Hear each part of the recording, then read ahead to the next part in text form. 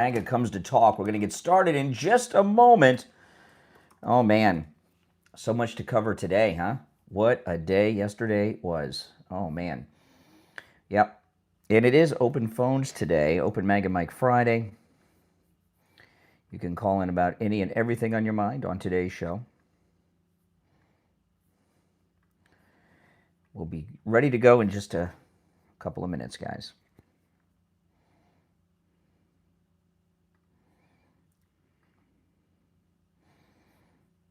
Yep, if you're on hold, hang in there.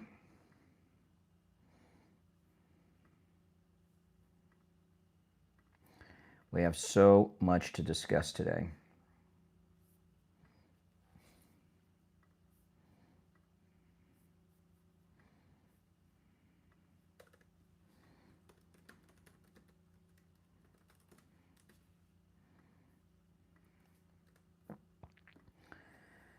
I'm a little late today. I had a Christmas party last night, so I got to bed late for me.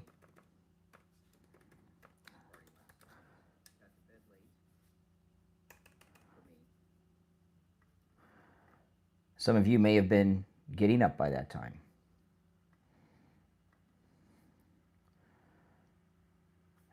Okay.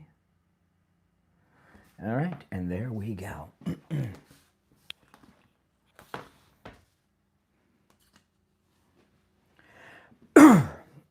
All right. Now remember, I'm going to play a lot of audio and video. If you want to see and hear all the audio and video, you've got to go to my main stream, which is linked below.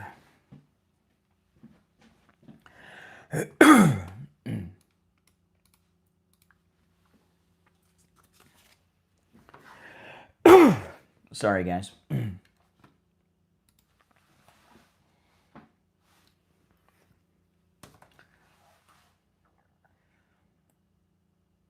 Welcome to the Brian Craig Show. My name is Brian Craig, and this is where MAGA comes to talk. Oh man, let's just play it, and then we'll talk about everything that happened. Jake Tapper yesterday.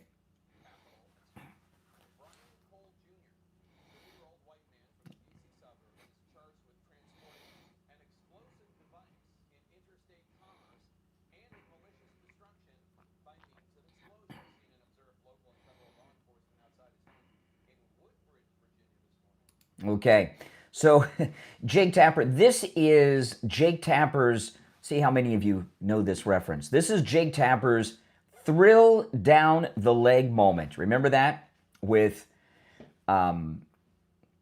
Chris Matthews with Obama's first State of the Union on MSNBC? This is his thrill down the leg moment. You know, there's so much to discuss with the pipe bomber. Welcome, everyone. If you're new, make sure you subscribe, and welcome those of you who are new, and hello to old friends. All right, so much to say about all of this. Before we get into Jake Tapper and his thrill down the leg moment, fake Tapper, yes. You know, I've been listening to all of the analysis, and I haven't heard on the cable news and all this, I haven't heard any of them say what the elephant is in the room. Now, Dan Bongino and Kash, when they came out yesterday at the press conference with Judge Janine, which I thought it was pretty cool that they were calling her Judge Janine, you know, still, and Pam Bondi, they said there was no new evidence. There was, they didn't do any interviews. They just went through the evidence that was sitting around. And the way that all of the pundits, including the legal analysts, I don't care what cable network you're watching, the ones I've seen, and they're saying, well, they didn't want to get to the bottom of this pipe bomber on J6 because, you know, they were afraid of what his political allegiance was, right? And there's variations of that, but that is mostly what we're hearing. That is complete nonsense, complete and total BS. No doubt about it, okay? We all know what's going on here. The Chris Wray FBI, they knew who the pipe bomber was. Do you agree with that? And they made a decision not to pursue and arrest the individual because they are black. That's it. It's as obvious and as plain as day. I mean, look, yesterday, look what's happened to Letitia James as an example, right? She's committed mortgage fraud multiple times, been doing it forever. One liberal judge tossed it out. Another grand jury in Virginia refused to indict. This is black privilege going on here. But there's no doubt in my mind, and I want to hear your thoughts on this, that the Otto-Penn administration of Joe Biden knew who the J6 pipe bomber was. They found out he was black. They didn't pursue it. And so far as all the records, now it doesn't look like they destroyed anything. That would be a crime, right? Destroying evidence. But they mixed everything up. Like they took everything and just threw it all in it, mixed it all up and everything else. So that if you went through it, it would take many months to get to the conclusion if you ever got that far. So I want to hear from you guys. I know it is open MAGA Mike Friday. It is open phones on Friday's show. So the show preps up to you guys. You can call in about any and everything on your mind. But there's some big news here, and I want to hear your thoughts on it. Do you believe that the Chris Wray, Joe Biden, FBI knew the identity of the J6 pipe bomber, found out he was African American, and did not pursue it because of that? I do. I want to hear your thoughts on that. You know, another thing is, what was the process? How many people did that have to go through before they could get the okay on that? It wasn't just Chris Wray, it's the entire Justice Department, even the White House. They had to get the Otto-Penn to even agree with that, right? I mean, that's a big decision. They've identified a domestic terrorist, and they make a decision not to pursue, not to question, not to bring him in, not to arrest him, not to get a warrant to search his home or anything else, because he's black. How many people had to sign off on that to make it happen? And, you know, what's completely insane is that so many people had to sign off on it, they all thought it was perfectly fine. Oh, I just heard from Mike, the board op. He is running late. Oh boy, he's going to be in the radio station around 6:15, he said. Okay, so we're going to be in pre-radio for a while. I went to my first Christmas holiday party last night, so I got to bed hours later than I normally would, and I knew this was coming up for a few weeks, so I was going to take today off, but I came in today, came in. I'm in my home studio. My bedroom's right over here, but I came in today. I came in today because we had this breaking news, and I think it's important to talk about the elephant in the room. You know, when this story broke, if the media would have done some proper analysis, I might have taken the day off. And I'm listening to all of these people, and I'm like, are you kidding me? So the number is pinned in the live chat, 888-465-2631, 888-465-2631. Now, let me talk a little bit about Tapper here.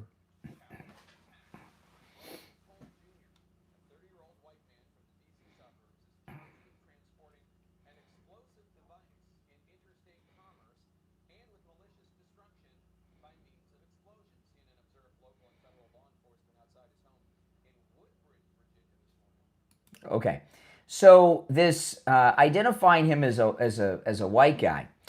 The last time I saw the liberal, by the way, if you're on hold, hang in there.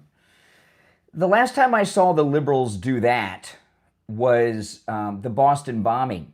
You guys remember this? This was crazy. The Boston Marathon bombing. How many years ago was that? Does anyone remember? When was the Boston bombing? What year was that? It's been a long time. When we saw what happened, we knew what happened. We knew what happened at the marathon, right? We knew it was Islamic terrorism. Everyone knew it. No one would say it. And Shepard Smith was still on Fox News at the time. And I remember Shepard Smith saying, well, you know, in Boston, the power transformers are at the sidewalk level, and this looks like a transform. Give me a break, you know? I mean, just so ridiculous. And then they had this very, very grainy 2013. Okay, 2013. So 12 years ago. They had this very grainy street camera footage because it was 2013. And you really couldn't see the guys too well, the two brothers. But they looked white. And I remember the media was so excited. They even had the local police investigators, they even had a press conference and they held up the photo. They were so excited. Do you remember this? They were so excited to find out that the Boston bombers were white before they arrested them. They were like high-fiving each other on TV. They couldn't hide their glee. And then we found out they were whitish Muslims. And then, the virtue signaling and the liberalism that was going on during the Biden regime to allow a domestic terrorist to go free because he's black. Look at what Donald Trump has saved this great country from. What would America have been like? What would America have been like if Kamala Harris or Biden had another term? What would have gone on in this country when you have things like this happening? This is a pretty scary thing. Now, I'll tell you a couple other things, too. They interviewed his grandmother over the phone. She said he's kind of autistic. They're saying that he's got some issues. I don't know. Okay, maybe. But so what? There's a few questions that I was hoping to get asked. When they arrested him, was he surprised? When they went to his house, was his family surprised? Right? I saw a photo of his brother who had his face all covered up with a hoodie and everything. Was the brother surprised? Judge Janine was on Fox last night, and she said they found all kinds of other detonators and stuff like this in the home. So, were the parents surprised? And, here's the thing. You can recognize people you know by their stance. You ever had this happen? I've recognized celebrities in crowded public places from behind just on their stance. And there's no way that his family did not know that was him over the last 5 years with all the J6 pipe bombing videos and images. Of course they knew. They knew because of his stance and the clothing, and that he had detonator materials and things inside the house that he lived in with his parents. I mean, come on. Here's another thing that I haven't heard. There's all these elephants in the room with this case, and I haven't heard anybody comment on any of them. And it just burns me listening to the pundits. The only time that I really go to cable news for news is when there's a breaking story like this. But in the last few months, they're even getting phased out of that. You're getting information faster on X, aren't you? If you're on hold, you hang in there. We're still in post-show. Mike the Board Up's running a little late. He'll be in about 8 to 10 minutes at the radio station. So this is still pre-show time. Although we're supposed to be on the radio right now. That's okay. That's okay. It's all the same to me. There's all these elephants in the room, okay? How did he hatch this plan on January 6th to put these pipe bombs there? Right? We know that his father, his bail bonds company, that he did some work for. I don't know what that is. I don't know if they're going to go with this Down syndrome thing, and I don't know. But that there was some Benjamin Crump connection. Remember Benjamin Crump? The Trayvon lawyer, he for a short time he had a run as the new Al Sharpton, Johnny Cochran.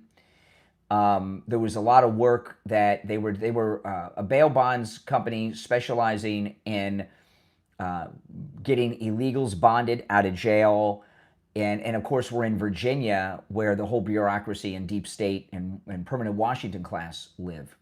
How did he know to do these and plant these there at that time? Don't forget, the guy who made the video of Ashley Babbitt's murder was Black Lives Matter. He was wearing MAGA gear from head to toe, but he was Black Lives Matter. Remember that? I can't remember his name offhand, but he was BLM. So this guy here, I do not accept, and I would like to hear your thoughts on this as well. I don't accept that he's a lone wolf pipe bomber. I don't accept that at all. This guy is first off, he's in the heart of the deep state permanent Washington class bureaucracy in Virginia, right? Yeah, no doubt about it. Why didn't these bombs go off? Who made was it a decision that someone made not to detonate them? Did they malfunction? There's all kind. If you're on hold standby, there's many questions. And as the discussion goes on, there's going to be even more questions. So some of the ones I've asked so far that I would like to hear your thoughts on. One, do you agree with me that the Chris Wray, Joe Biden, Otto Penn, FBI, and Justice Department knew the identity of the J6 pipe bomber, and they let him go because he's black? Do you agree with that? I do. There's just no way. No way. Number two, do you believe he was a lone wolf pipe bomber, or was he is he another patsy, like the Charlie Kirk assassin and others? Is he another patsy, or did he do this on his own? And we all know what, everything that went down on January 6th, but we didn't know what was going to go down then. Why would he have done that on that day at that time? To me, it looks like a part of a larger plot to me. And if it turns out he has Down syndrome or a slight bit of it, like his grandma told the news on a phone interview yesterday, that makes him even more perfect for them to recruit. But I say patsy. That may be one of the reasons, on top of him being African American, that they didn't arrest him in the Otto Penn administration. Yeah, I mean, that's just it. Now, this thing, and then again here with Jake Tapper.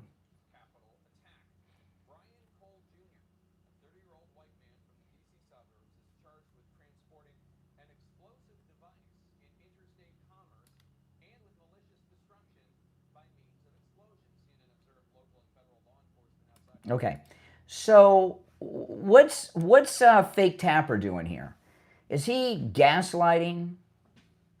Is he knowingly lying? One thing I've noticed with liberals over the years, it's like when you're a kid in school and you got a bad report card, you put off giving it to your parents as long as you possibly can, right? You know it's going to catch up to you eventually, but every day you can put it off, every hour, it just, it's a little better, right? I find that's true with the Trump derangement suffering fake news media, right? They know things, they know you're going to find out about things, but the longer they can go without you finding out about it, they put it off, like, me trying to hide my report card when I'm in 5th grade or something, right? Because I got some Fs. If this guy was white, would he have been arrested by the Chris Wray FBI? There's so many questions. Here's another one, too, that's very important. In your mind, do you believe Kash Patel and Dan Bongino were vindicated now? It looks like this was a very difficult investigation. While all the evidence was there, Chris Wray and his team made sure it was left behind in as big of a mess and as difficult to track down as possible. And it looks like that Dan Bongino in particular has spent most of his time, day and night, going after this, trying to identify the pipe bomber behind the scenes. So that being the case, do you feel that Dan Bongino and Kash Patel have been vindicated?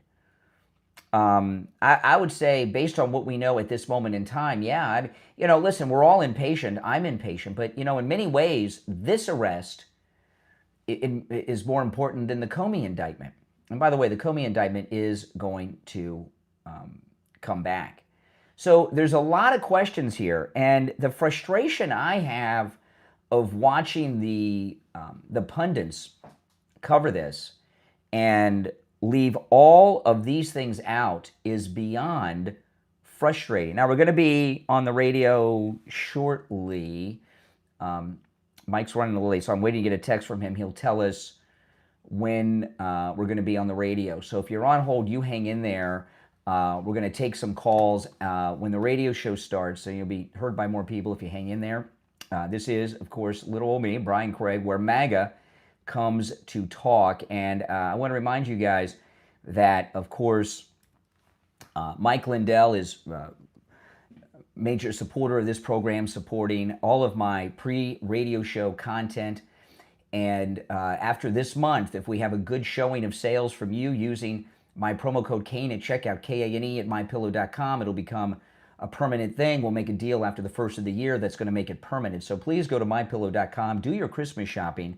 There's still plenty of time. We'll be right back.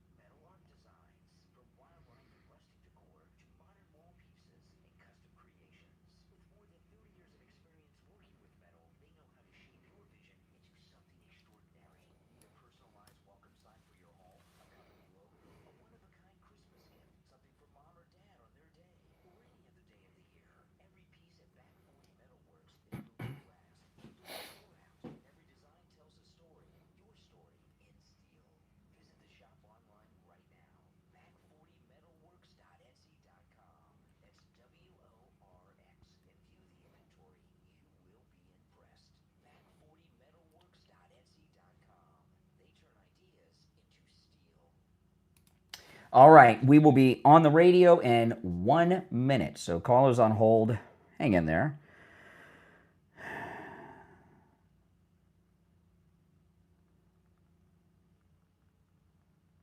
Okay, I'm just talking to the mic.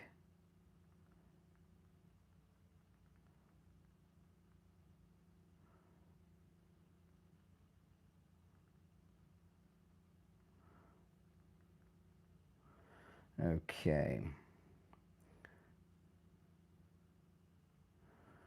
Let's see. Okay, 30 seconds, guys. Callers on hold, stand by. It is Open MAGA Mike Friday. Any and everything on your mind is fair game on Friday show.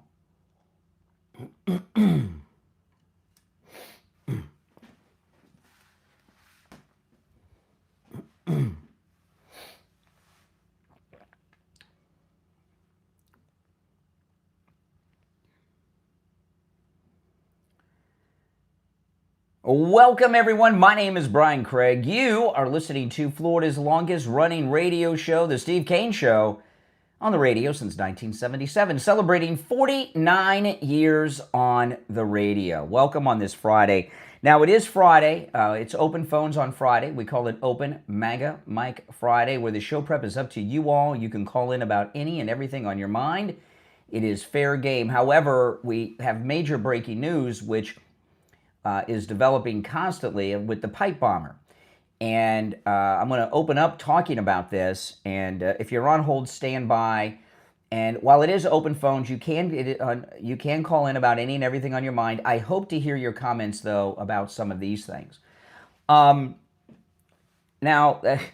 the pipe bomber, 5 years later, we finally get the arrest, and we find out that the pipe bomber is black. Although Jake Tapper over at CNN doesn't want to let that sink in.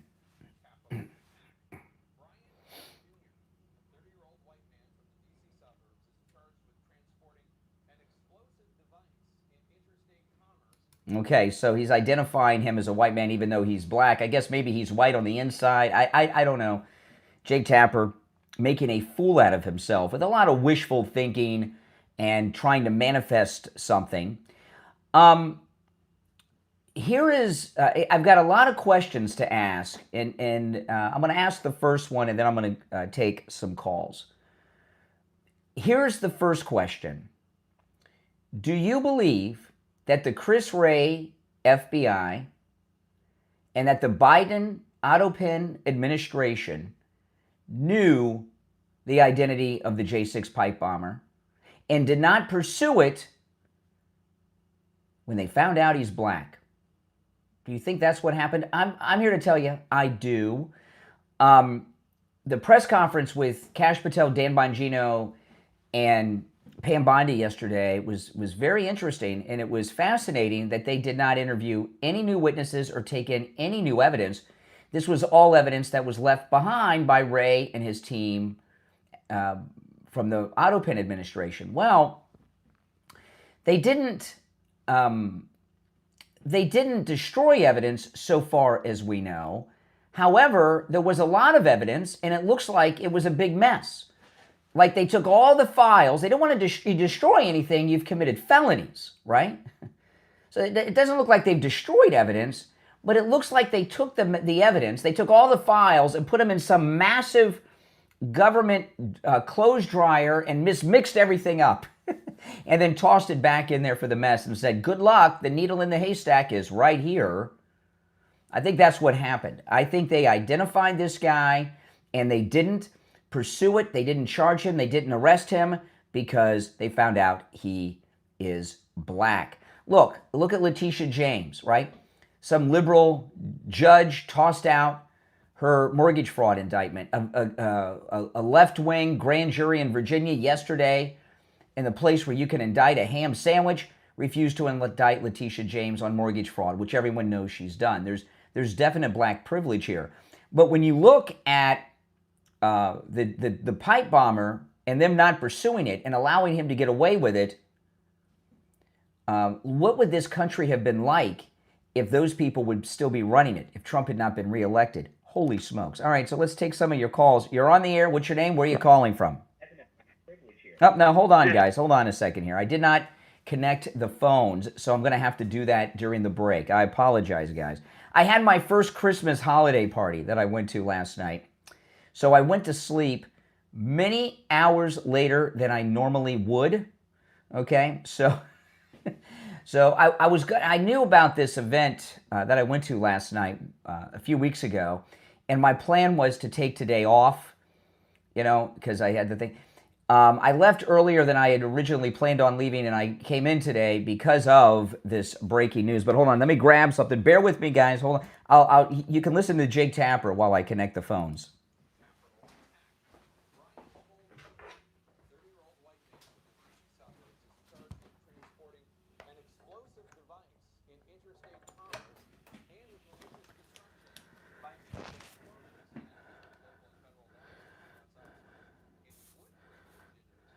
Oh, boy. Jake Tapper, he's never going to live that one down. All right, let's go.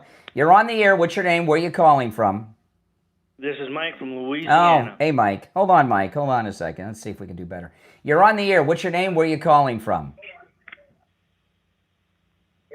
You're on the air.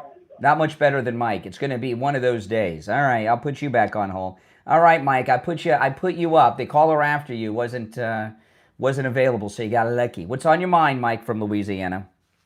You know, what Jake Tapper is doing is, first off, this guy is a DEI guy, you know, and he's maybe a DEI guy. What does that mean? That they like went out and recruited and? What do you mean he's a DEI guy, Mike? Well, no. Let me amend that. Let me amend what I'm going to say. What does that mean? What Jake Tapper is talking. You mean about, they had do you mean that the pipe bombs they had better patsies, but they picked this patsy because he's black? He's calling him black. He's calling him white. Okay. Oh, in his mind, this guy is identifying as white. Oh, I see. All right, I see. All right, good save, Mike. Oh my goodness. All right, you're on the air. What's your name? Where are you calling from? All right, hello. Yeah, turn down the volume in the background. Turn down the volume in the background. My apology. Okay. Oh my goodness. Great show you're listening to, but it was a little loud. Actually, that was my favorite show. You got in the background. But yeah, I'm gonna say Aaron from Ohio. And let's see, I was wanting to talk about more of the Republicans' issues with trans people. I've been seeing pop up everywhere, every time. Okay. And I believe that it's just so overblown that. What's overblown? Like the amount of issue and hoopla that they make over trans people is just like. Well, here's my question to you. What's your name? Where are you calling from? I'm Aaron from Ohio. You're Aaron from Ohio. Okay. And how old are you, Aaron? Me, I'm 20. Okay. So why it's 6:26 in the morning in Ohio, right? Where you're calling from, right? Why did you are you up late or up early? Oh, I'm up late. You're up late. So why is it you're up late at 6:26 in the morning, and you have transgendered people on your mind? That's a strange thought for a guy like you. You should be thinking about hot girls and stuff, not trans people. Why is that on your mind so early in the morning? I came well, it's not early for me as why is it on? Why is the first thing on your mind on this Friday trans people? You said you're 20. Yep. I didn't think about transgendered people when I was 20. Are you into girls? Do you like girls? 20 a long while ago. Are you into girls? Give or take. Are you into girls? Do you like girls? Yeah, they're pretty cool. Are you straight or gay? Huh? No, I'm bi. I don't really care. You're bi? Yeah. I would say that you're not bi. You know what you are. You know what you are. Your sexuality is. You're not gay. You're not bi. No, you might agree with this one. You're not bisexual. You're not heterosexual. You're trisexual. Do you know what that means? I'll listen. You will try it with anyone who'll do it with you. All right, take care. Oh, my goodness. Boy, oh, boy. He said I was 20 a long time ago. I guess that what 20-year-olds have on their mind at first thing in the morning? Oh, my goodness. All right, if you are on hold, stand by. You're listening to The Steve Kane Show, Florida's longest-running radio show. We'll be right back. Gee whiz. You know, that's a sad call. That is a really, truly sad call. Because, you know, a guy who's 20, you know, we're coming up on we're in break on the radio, guys. If you're on hold, hang in there. If you'd like to call in, the number is pinned in the live chat. When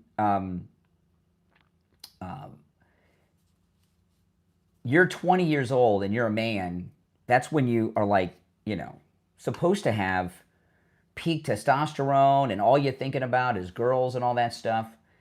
And basically what he was telling us is that's just not the way it is anymore. right? You're on the air. What's your name? Where are you calling from? Hi, yes. My name's Jason. I'm from Spokane. Hey, Spokane. I'm going to put you on hold. I'm going to take you when we get out of break on the radio, all right? All right, you'll be first up. All right, hold on. I just wanted to make sure it wasn't our trans-obsessed Ohio and up there. But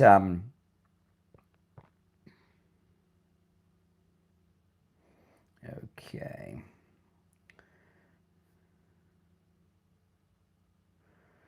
Okay. All right, let me just hold on here. Okay, No, at that moment in your life, a guy like that, all you're supposed to be thinking about is girls. And they've done so much damage to young men today that they wake up, he doesn't know what he's even into, and he's thinking about transgender people and things at this early hour of the morning. That's really sad. That's really sad. You need to, we need to have more fathers take control of their families here, because that's not the way to be. Nope. All right. If you're on hold, hang in there. Isn't that something? Okay, we'll be back in just a couple of minutes. I'm not gonna take any calls until we get back. Okay, so that was the first question I would like you guys to call in about. One, did the Chris Wray FBI and the Biden administration know the identity of the J6 pipe bomber and let them get away with it because they are black? It's much like what's going on in these blue cities, where they don't want the crime to be the criminals arrested, because for some reason white liberals believe that black people should get away with crimes. Look, they're supporting or non-white people, right? They're supporting the cartels. They're supporting the Somali thievery of $1 billion in Minnesota. All this that's going on. I would really like to know, if it is true, which I think most of us believe, that the Chris Wray FBI identified the J6 bomber, found out it was a black man, what was the process that they went through, and how many people were briefed on this that thought it was perfectly reasonable and the right thing to do not to arrest a domestic terrorist because he's African American?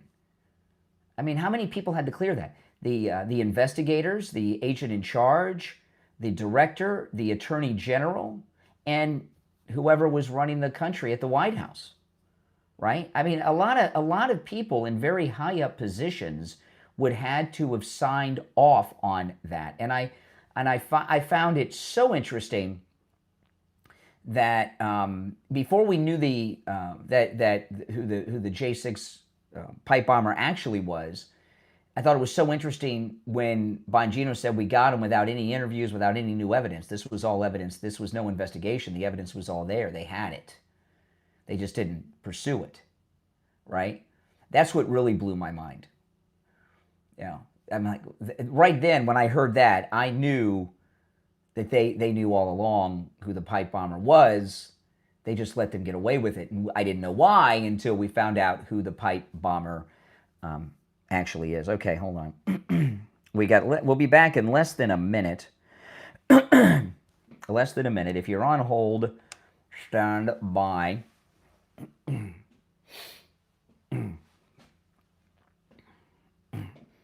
Less than a minute, we'll be back. Callers on hold. You hang in there.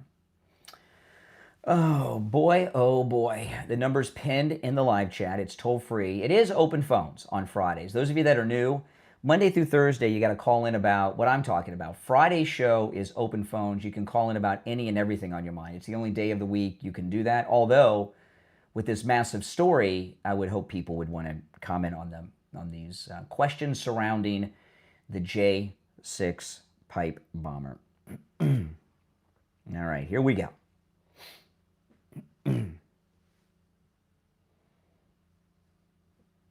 Welcome back, one and all. My name is Brian Craig. This is the Steve Kane Radio Show. Flo Rida is the longest running radio show on the radio since 1977, celebrating 49 years on the radio. All right. Spokane, Washington. You're on the air, Washington State. Hey, Brian. Hey, what's up? Hey, so you said the topic was sorry, let me pause your show here for a second. Yes. You said the topic is J6, right? And the idea here is that they've known about the pipe bomber for 5 years. A long time and have chosen not to use the information until now? Well, the previous administration had the information. Yes.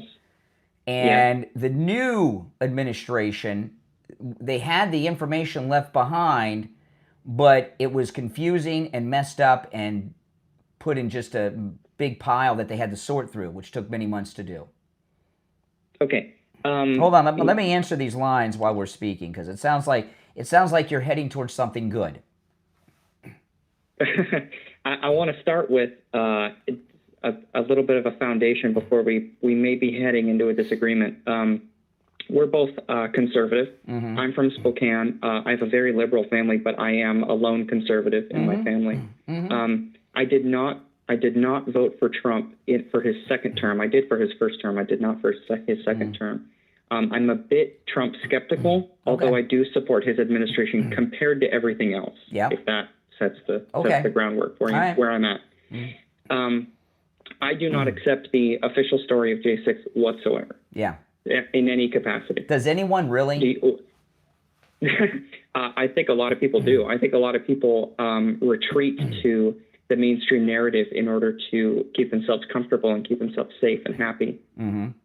Yeah. They compartmentalize it. Live in the Matrix. They want to be back in the Matrix. Exactly. They're in the Matrix. So you and I are both J6 skeptics. We'll call it J6 truthers, right? So we'll start with that. Do you think that the Biden administration had any good reason whatsoever to arrest this person as soon as they knew the truth? Or do you think that it served the administration to wait until Trump became president to force their administration to handle it? Well, that's an interesting question you ask. And with that question, I don't have a clear answer to that, okay? But the question itself, I'm going to respond to it. I'm going to respond to it. The answer to your question backs up what my premise is. They knew who the bomber was. They knew he was black, and they didn't want to arrest a black guy. And they would rather the next administration arrest the black guy. Yeah, I could see that. Yeah, but I think that white liberals today, that run, like we're talking about, like the government people, not regular people, they think that when you arrest a black man and put him in jail, that you're basically putting them back in slavery.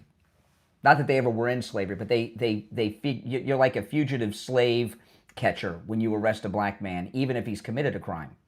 And I think they think that. Yeah, that's how they view these things. Yeah, they think black people have legitimate grievances and good reasons to do things like this guy did.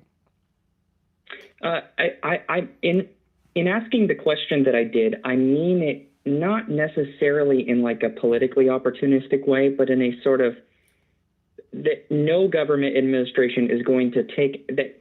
All of them are going to take the path of least resistance, and Biden's administration really didn't seem bent on doing any justice whatsoever unless it was absolutely necessary. They passed the buck whenever possible. And I think that maybe our disagreement here is that the Biden administration may not have done it, not because it wouldn't have been politically savvy for his base. They wouldn't have liked the administration arresting a black man for political reasons or for, everything that you outlined, but simply because they wanted to put the onus as much as possible on the Trump administration. Correct. And yes. What their long term. Okay, I agree with you. I don't know if we have the same conclusions for purpose, but the long term goal of the Biden administration, okay, was to define the MAGA movement as a domestic hate or domestic terrorist group and outlaw the entire MAGA movement. That was their goal. So they wanted January 6th identified as a MAGA event to further that goal. And when they found out who the J6 bomber was, who he was, and all of that didn't help with that agenda, that narrative, and that goal. So I believe that they made a decision not to arrest him, and I think they did not destroy the evidence because that's a felony, but I think that they mixed up all the files and the paperwork to create a needle in the haystack scenario that may never have been solved or would have taken many, many years to solve. Yeah, it was the MAGA insurrection, despite the fact that we know that hundreds of federal agents were there that day, and that... Well, that's the narrative, but it's a false narrative. Refusal to use the D.C. Guard under Trump's orders. The reason why is because it would have conflicted with the FBI agents' orders while they were active in the crowd. Their marching orders would have conflicted, and so I don't think that this. I don't think that the Biden administration wanted any true information about J6 to come out during their administration. Yeah, because it would have set up a red wave that we didn't. We got Trump elected, right? Yep. Trump got his second term after Biden, but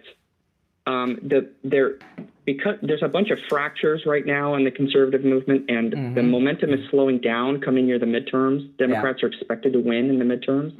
And so I think it just would have given us way too much momentum, and the Biden administration knew that, and now the truth is leaking out, but it's still not good enough. Well, here's the thing.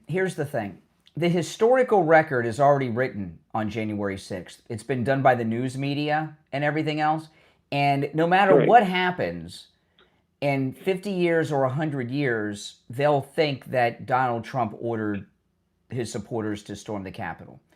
That's going to be the historical record. And the reason that is because the news media throughout American history is the primary source of our history, right? And history is written by liberal college professors. They're the ones who write the history books. So that the official history will be that President Trump sent his people to storm the Capitol. And I've accepted that. I mean, that's just the way it is. That doesn't mean we're not going to expose this every opportunity we can. And, but that sadly is the historical. Yeah, I think I agree with what you're saying about why they didn't pursue this. Correct. Yes. Yeah. It's more complex than that. I'm very curious. See, there were some things I'm curious about. Is why did these bombs not go off? Was he part of a bigger operation? Is he a patsy? Did he have the detonator or not? Did the bombs and detonator malfunction, or did a larger organization decide not to detonate them? There's many things. Do you remember this. Do you remember during the midterms during Trump's first administration, that would have been 2018, the 2018 midterms, there was a pipe bomb incident in Florida, I believe. I don't recall it. Really? No, I don't remember. I believe it was a Florida voting vaguely, station. Yes, that's a vague. Yes, I have a vague memory of that. I don't know that. I don't remember the details, but yeah. The funny thing is that it seems like every 2 or 3 years there's a pipe bomb incident. But I mean, at least starting in 2018, every 2 or 3 years there was a pipe bomb incident since around then. Elections. I don't think any of them are real. I don't think that the government is out. If he was a patsy, I don't think that the government would, or any sort of NGO, would arm somebody with a real pipe bomb and send them out as a lone agent. Yeah. Maybe they send him out with guns. There's too many. To scare people, and but there's too many coincidences on January 6th to say that everything just spontaneously happened. I don't believe in coincidences. Listen, I got to run for the break, but you're a very good caller. Call again sometime. All right. Thank you very much. All right, some clear-minded people on the left coast. Yesterday, we welcomed our newest sponsor to the program, and that's Jamie LeeZep from Swift Tax. The entire tax code has changed with the big, beautiful bill, and I talked to Jamie LeeZep from Swift Tax for quite a while yesterday on the program because it was his first day just joining us. No matter who you are, you need an accountant, and you need Jamie LeeZep. By the way, he can help you no matter where you are, and he got calls from all over the United States yesterday for people looking for help on their taxes. Those of you that are seniors, there are so many changes in the tax code for those of you that receive Social Security, so you need to call. If you're receiving Social Security and still in the workforce, huge changes. If you are in the gig economy like an Uber or Lyft driver or one of those types of services, call Jamie LeeZep. You don't just need an accountant, you need a top guy. And one of the things that really truly impressed me when I first talked to Jamie LeeZep before he went on the air the first time, we talked about what we're going to talk about. And he says, well, he said so many people are getting tax breaks for the first time through the big beautiful bill that they don't know about, that they need to call me so that they're not paying taxes they don't need to pay, or they may be getting refunds that they wouldn't have gotten or will not get, or bigger refunds than they would get. So call him, and it is so true. Jamie LeeZep of Swift Tax. Remember, he can help you no matter where you are in the United States, although he is based right here in Broward County. His office is in Oakland Park. And he really is offering one-on-one service with you, okay? So, and if you're a business owner of any size, he can help you as well. His number rings directly to him, all right? This number rings directly to Jamie LeeZep from Swift Tax. So give him a call, 954-773-1587. If you have an accountant and you think you've been paying too much in taxes and you're not happy, call Jamie LeeZep. And by the way, call today and have a conversation with him so you can start getting things in order.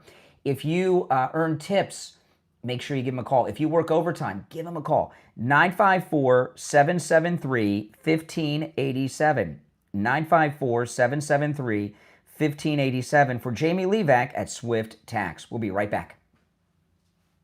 All right, callers on hold, you stand by, okay? I'm going to take a quick break, and we'll be right back.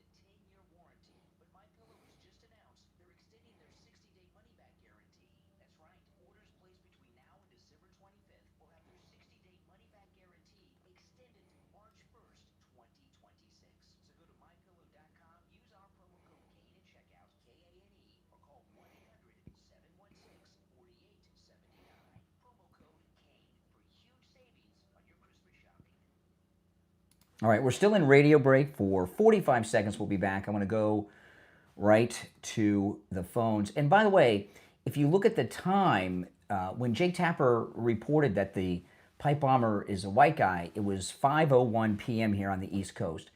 He had already been identified positively by that point. I mean, this is just wishful thinking and gaslighting on the part of fake Tapper. All right, got about 15 seconds. If you're on hold, stand by. If you want to call in, the number is pinned in the live chat.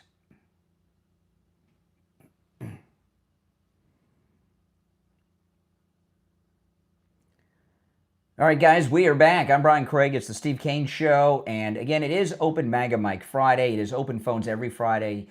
You can call in about any and everything on your mind. However, the J6 pipe bomber arrest by Dan Bongino and Kash Patel, pretty amazing. And we brought up some interesting questions on that, and there are many more to come on the program today. So hopefully you have some comment on all of that.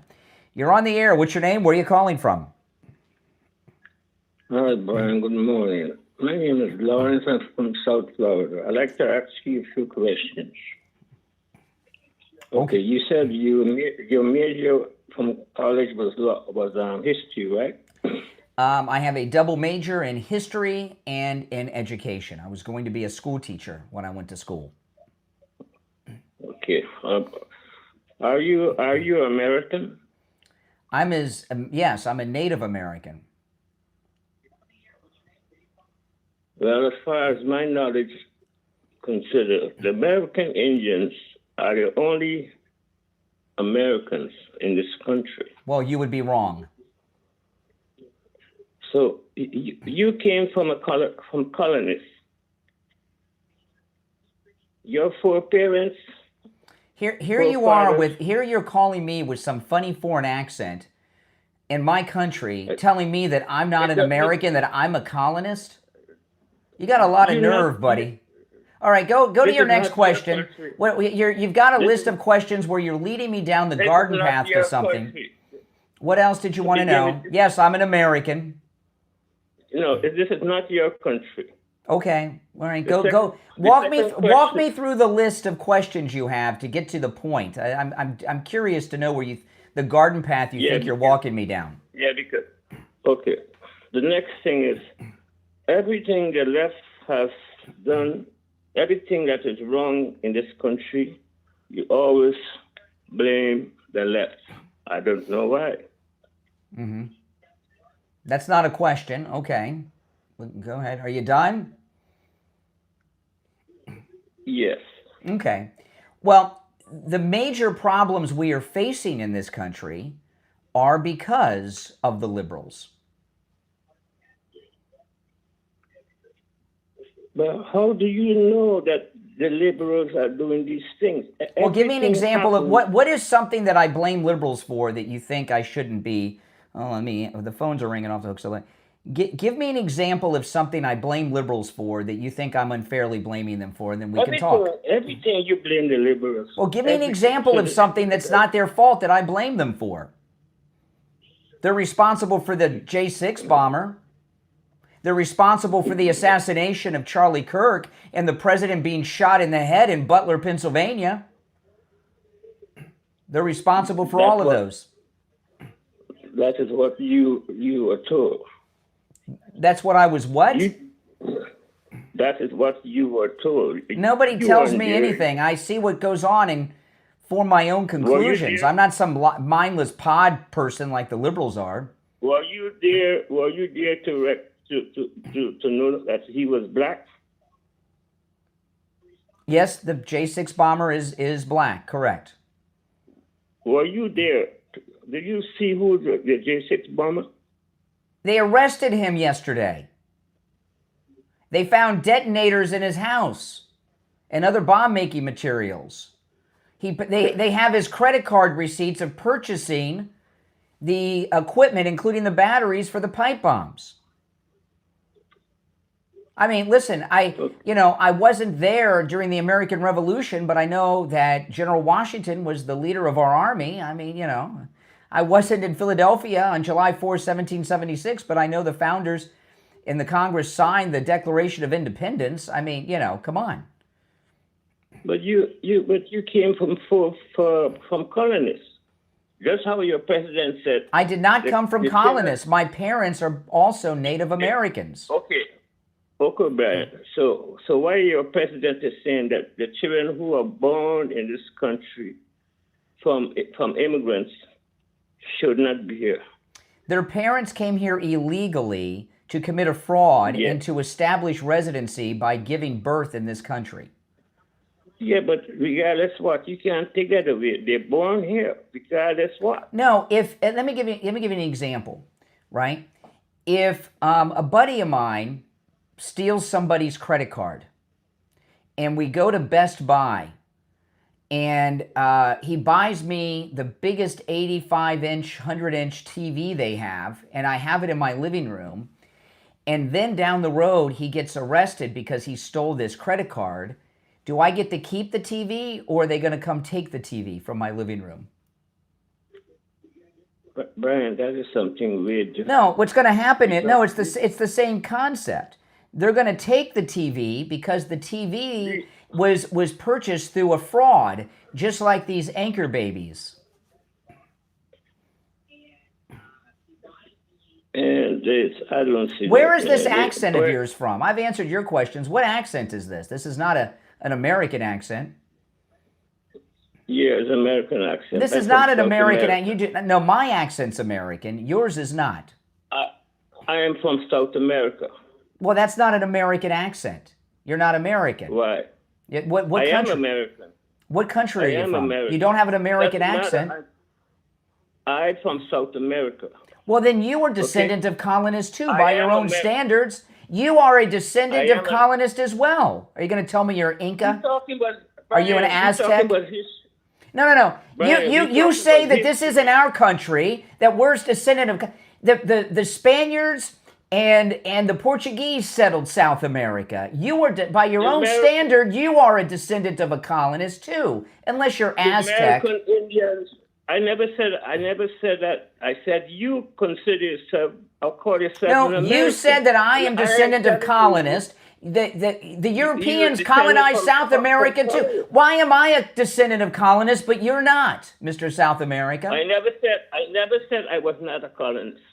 Well, now that I pressed you, because shame on you. You're doubting that you're not. You're from a colonist. You came from. No, a colonist. I am not. I did not come from a colonist. I came from Native American parents, who were also born in the United States, unlike you. The American Indian is the only true Americans. That's not true. You guys meet the American Indians here. There was no United States of America during the Indian times. Okay, Brian, thank you. Yeah. I would thank you for your call, but if I did that, I would be lying. Boy, oh boy, he's got a lot of nerve. I was over at Friendly Tire in Margate yesterday. I was talking to Friendly Mike, and he was telling me a lot of our listeners have been taking advantage of the great deals on used tires. Good used tires as low as $35 a tire out the door and on the road. And he was telling me that some of our listeners actually have come in for spare tires, including those small donuts. I didn't even know people bought those small donuts. Yeah, you can get those from Friendly Mike too. But he said people often come in and get new spare tires with the used tires as low as $35 a tire. And by the way, new tires as low as $75 a tire. And remember, with both the new and used tires, that's out the door and on the road. Because whether it's new or used, Friendly Mike does not charge you to mount the tire, balance the tire, or dispose of your old tires. So give him a call. He'll give you a quote right over the phone. 954-977-9445. 954-977-9445. That's 954-977-9445 for Friendly Tire in Margate. There's one opening on our board. It is Open Mega Mike Friday. Open phones. Any and everything on your mind is fair game. However, the J6 bomber being arrested by Kash Patel and Dan Bongino is at the top of my mind, but you don't have to comment on that if you don't want.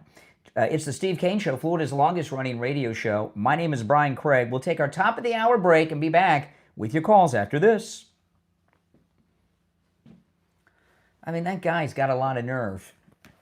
Why? I don't hear them complaining about Canadians or any other people. Every other people in this world, they're fine with them on their land except Americans.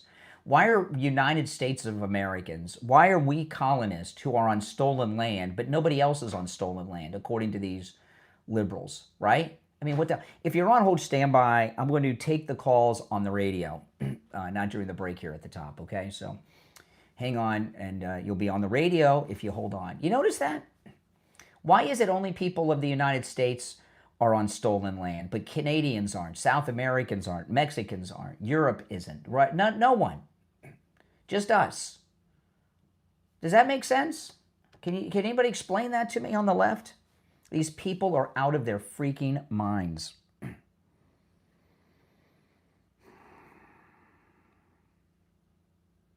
Yeah, we'll be back in 3 minutes. Oh my goodness. Yeah, so I had a holiday event I went to, which was somebody put on that you all know, but it was private, and I'm not sure if I'm supposed to tell people who had it and where I was at. But I did I wore a suit and tie. I did a live stream in the car, part of the way there. I didn't have my jacket on, but I had my tie on and everything. And of course, that was a Trump tie. My wife got me a couple of Trump ties for Christmas, and she gave them to me early because I was on Newsmax recently, and she wanted me to have a new tie for Newsmax. So, but she got me two because I had this holiday party. So give me, and they're Trump ties. Let me see if I've got this. This isn't the one I wore last night. I wore the red one last night, but this is a Trump tie. And you can see, hold on, let me see what time they're going to be. They're nice, aren't they? Okay. And they're very high quality. You can see it's got Trump seal right here in gold. It says Donald J. Trump right there. It says Donald J. Trump's signature collection. And then has this nice metal pin that says Donald Trump on it. They're really nice.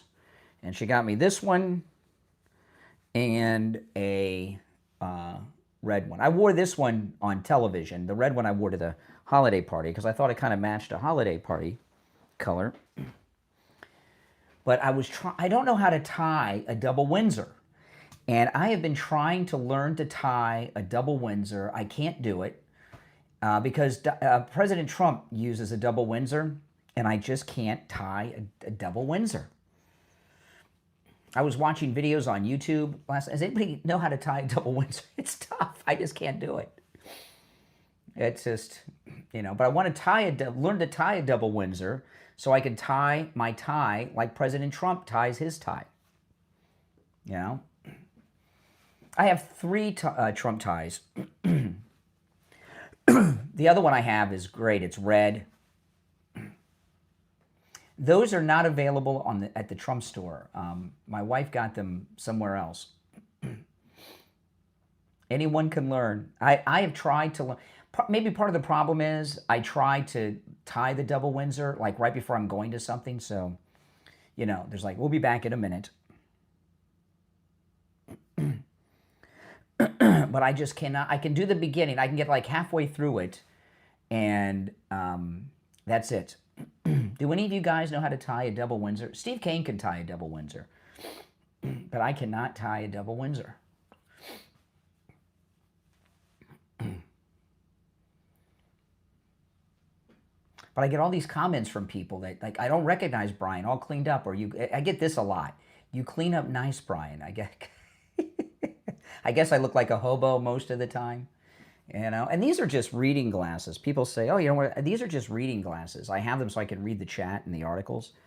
I have perfect vision far away. All right, 10 seconds.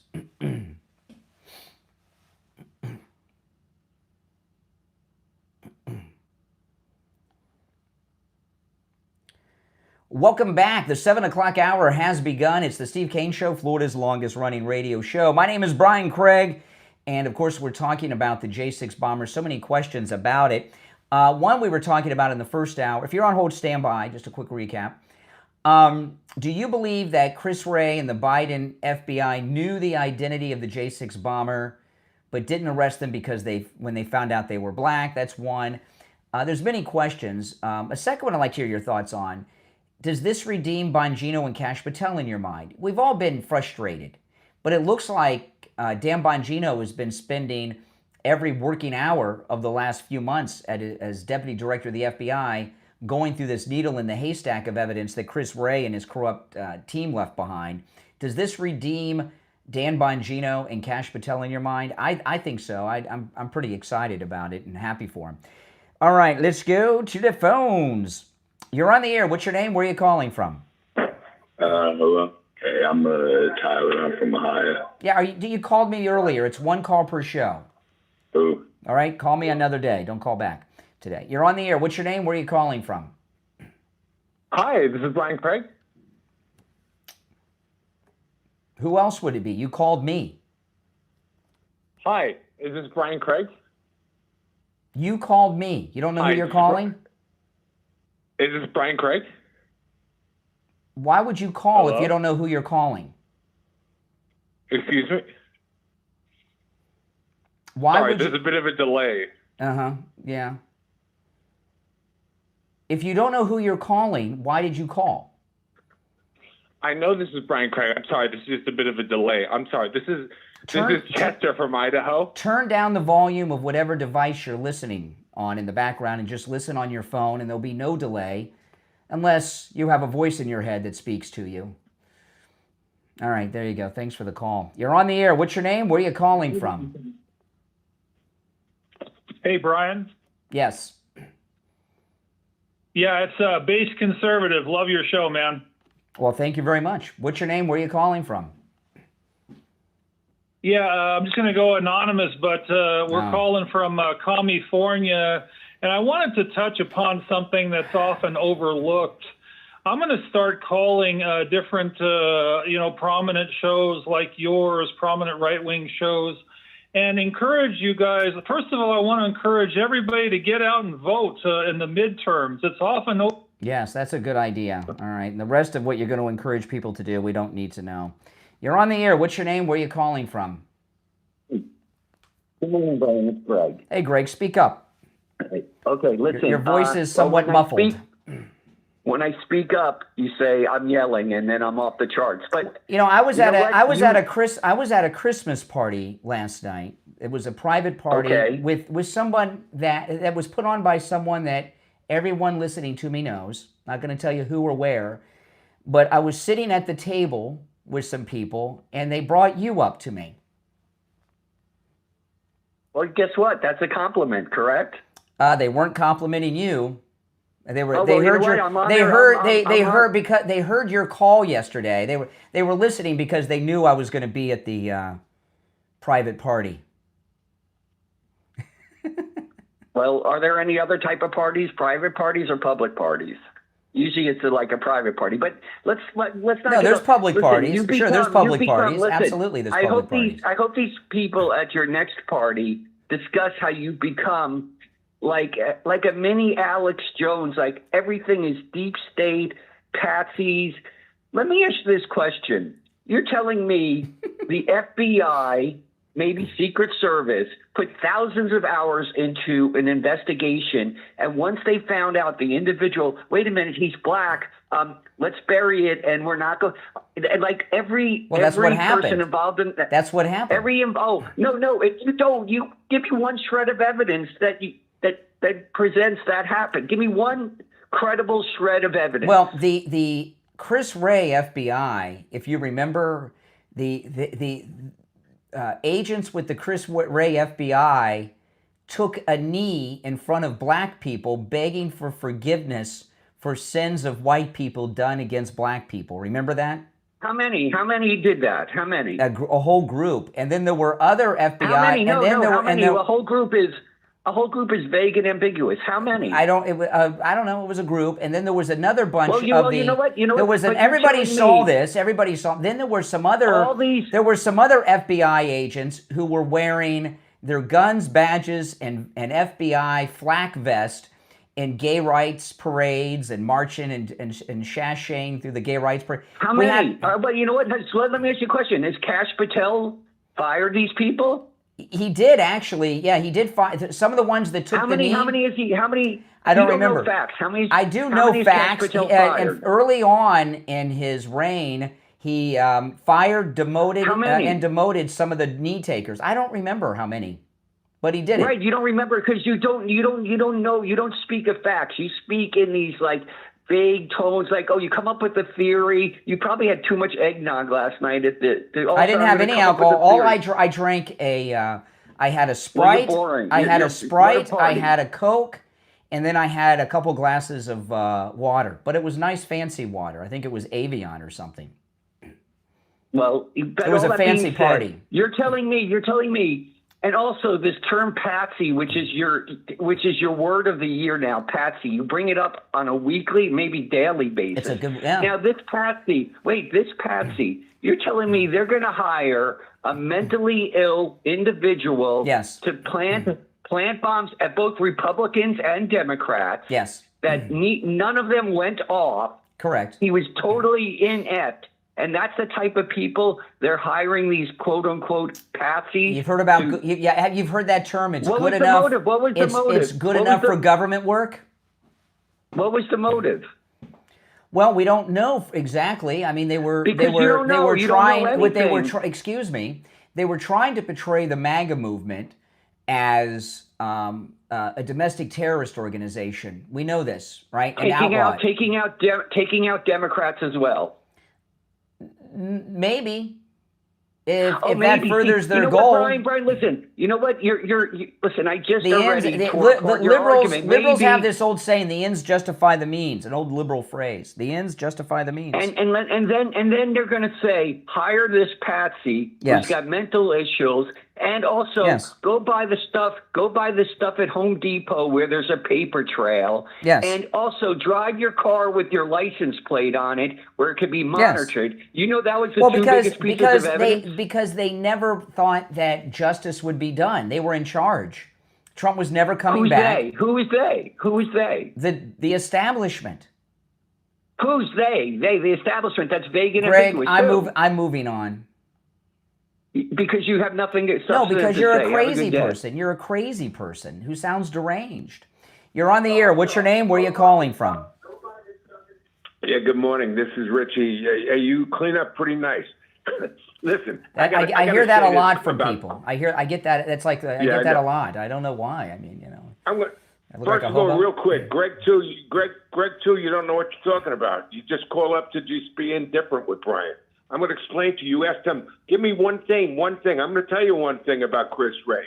You remember the cell phone? He said it was corrupted, that they couldn't get it. Yeah. Well, yesterday at the news conference, Bongino said, we got the cell phone stuff. So that was a total lie to Congress by Chris Wray. That's correct. It wasn't corrupted. Yeah. So there you go. There's your one thing. Yeah. Now I'm going to say something. There's a man who is the most pro-Trump person that you know, including yourself. More than me? No such person exists. No. There's nobody more than Brian Craig. And Brian Craig, a week before January 6th, said, and we don't have to go far, he said, don't go to this thing in Washington. That's it's right. a setup. Yes. You every day it was like a message that you were putting out. Don't go. Mm-hmm. The number one MAGA guy on the radio was saying, don't go. Yep. Because he knew it was going to be a setup. It was obvious. Why didn't they go? So obvious. And those pipe bombs didn't go off because they were supposed to go off they were found before the timer went off. Something went wrong where it didn't happen. Brian. They were supposed to go off at the start of the thing, but they were found before that. Yeah. So they stopped it ahead of time. Mm-hmm. They don't know whether they would have gone off or not. That's right. So the bottom line is The bottom line is that this was a narrative that. So what do you think? Do you think? Why do you think they? You agree that Chris Wray and his team identified him and let him go? You agree with that? Yeah, but I don't think it was because he was. Yeah, I do, but I don't think it was because he was black. I think because it was they accomplished their narrative. Yes. They had their January 6th fake committee. They had their NBC or ABC producers. They got all these congressmen. They got Liz Cheney. They got everyone to muddy the waters, dirty. And they were arresting black MAGA people in the middle of the United States. So it wasn't because he was black. It was against their narrative. Well, no, to arrest a black man as the pipe bomber would interrupt the narrative they were establishing. Exactly. Plus he probably was a left wing, and they wanted everyone to think it was all MAGA. Yes. They had all these infiltration of these feds and everything. So, Brian, the bottom line was you don't have to search. It was a setup, and you predicted it way ahead of time. Absolutely. And for Craig not to see that it was a setup. This isn't a conspiracy theory. Greg too. Greg. When at this party last night, he just doesn't sound him. He's not himself. Something's off with. Maybe it's the holiday time. No, he hates you. If you say white, he says black. If you say black, he says white. He just wants to just get into you. He is so obsessed with being outdoing you. It's ridiculous. Never going to happen. It's so obvious. Never going to happen. But no, it's not going to happen. I mean, Greg, not for nothing. You're an attorney. If you can't see that this was a whole setup, it's a whole including January 6th Commission and everything. In fact, when I was at this event last night, this party, and somebody brought up Greg too, and then some other people had heard him. And I said, he's an attorney. You should have seen the look of shock. They said, he's an attorney? I said, yeah. I said, I don't know what kind, but yeah, he's an attorney. Brian, he's probably a very good attorney, but you're in his head. You're totally in this guy's head. It's funny. I love to hear his calls because he sounds like a crazed maniac when he calls you. Yeah. But it has nothing to do with substance. And Craig is probably a very good attorney. And I'm not knocking him personally. I'm sure. I'm sure. I don't know. He probably is. I don't think I would hire him. He probably wouldn't be the best representative for me. But he might be. Not for you. But I bet you one thing. I bet you if you ever met him, and he went to one of your meetings, and he never introduced himself. I bet you that you two would get along in person. Yeah. I don't know. This is his niche in life. Go against Brian Craig. He has Brian Craig derangement syndrome. All right, take care, Richie. It's December, holiday time, right? Christmas, New Year's. We just went through Thanksgiving. We have all kinds of events, right? Hanukkah. The holidays is the deadliest time of the year, right? December is the deadliest time of year for heart attacks. Stats from the American Heart Association show that more people die from heart attacks during the last week of December than at any other time of the year, with Christmas Day and New Year's Day being the most dangerous. Wow. The stress, rich foods, alcohol, cold weather all contribute to the heart attack spike. That's why Life Imaging FLA is offering free heart scans with a few minimum requirements that's valued at $699. While you're there, make sure to ask about their full body cancer screening so you get that ultimate peace of mind. I had both the heart scan and the cancer screening. Okay, it's really all about proactive health. I got a call from a listener the other day on the air. He went over to Life Imaging FLA for the heart scan, found out he had a problem, went to his doctor, and they prescribed some medication to help him with his heart issue. Would never have known about it. It's amazing. Proactive healthcare is what they're all about over there. They're saving lives all of the time. This December, give yourself the gift of health. Schedule your scan today. Enjoy the holidays with confidence. On your cell phone, call pound 250 and say free heart scan. You'll be connected in seconds. That's pound 250. Say free heart scan. You'll be connected in seconds. Remember, they have locations in Broward, Dade, and Palm Beach County. Pound 250, pound 250. Say free heart scan. You will be connected in seconds. We'll be back after this. Oh, man. Some of these callers today, I told you guys yesterday that holiday times bring out strange things from people, right? Some of the callers get a little weird this time of year. On the air. What's your name? Where are you calling? Brian, Hank from Hollywood. How you doing? All right, Hank. What's on your mind? I called Tom before that. Tom before the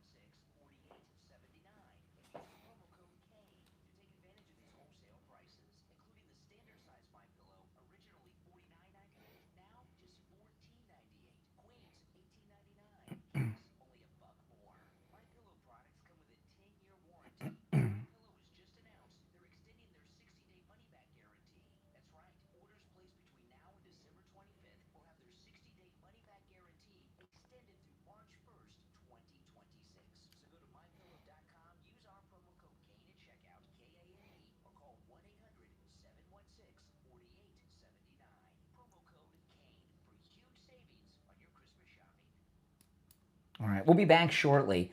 I want to play this clip from Hannity last night. I'm going to take some calls when we get back. If you want to call in, the number's toll free. But, last week, what his girlfriend, Ainsley, I haven't seen her too much because some of the time she's on is when I'm on, right? But I saw her on Outnumbered last week, and they were like terrified of her. The other Emily Campagno and all, they're terrified of her, and she is not that bright. I was shocked hearing her for the first time. I don't have time to get into what they were talking about. If maybe at the next break I will. It was very strange. All right, we got about 30 seconds. Yeah, the number's toll free.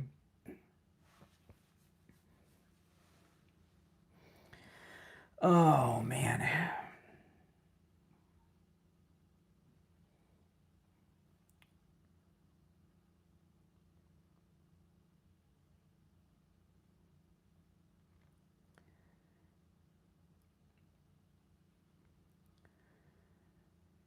All right, we are back.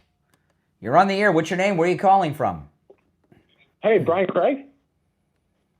Hey, this is Chester from Idaho. Do you remember me calling before? Yes. Hello. I do remember you calling before, and you said the same thing over and over again, like you've done now. Are you Brian Craig? You and I used to talk the Ukraine war. How are you doing? Okay. Listen, so the Ukraine war has had some development recently. Donald Trump has prepared to concede to Russia a lot more in the territory of Russia. They're going to send a lot more to Ukraine. What do you feel about that? Whatever. I have no feelings about it at all. I mean, it's a civil war. What are we supposed to do? It's an awful civil war. I'm just considering though. How do you feel about the Russia of Ukraine, the Russian aggression of Ukraine? Do you think that Russia should control more of Ukraine, or do you feel that Russia should control more? I really have no opinion about it. I never have. I don't care about it. I just don't care. I vaguely remember your calls in the past. I vaguely. It's been a long time since we talked, but no, I don't. There's a lot of problems that go on in the world. Most of them I don't really care about. I mean, I don't like to see people dying. I'd like to see the killing stop. But okay. Like you're in where are you calling me from? Idaho? Yeah. Okay. The war between Russia and Ukraine is a civil war.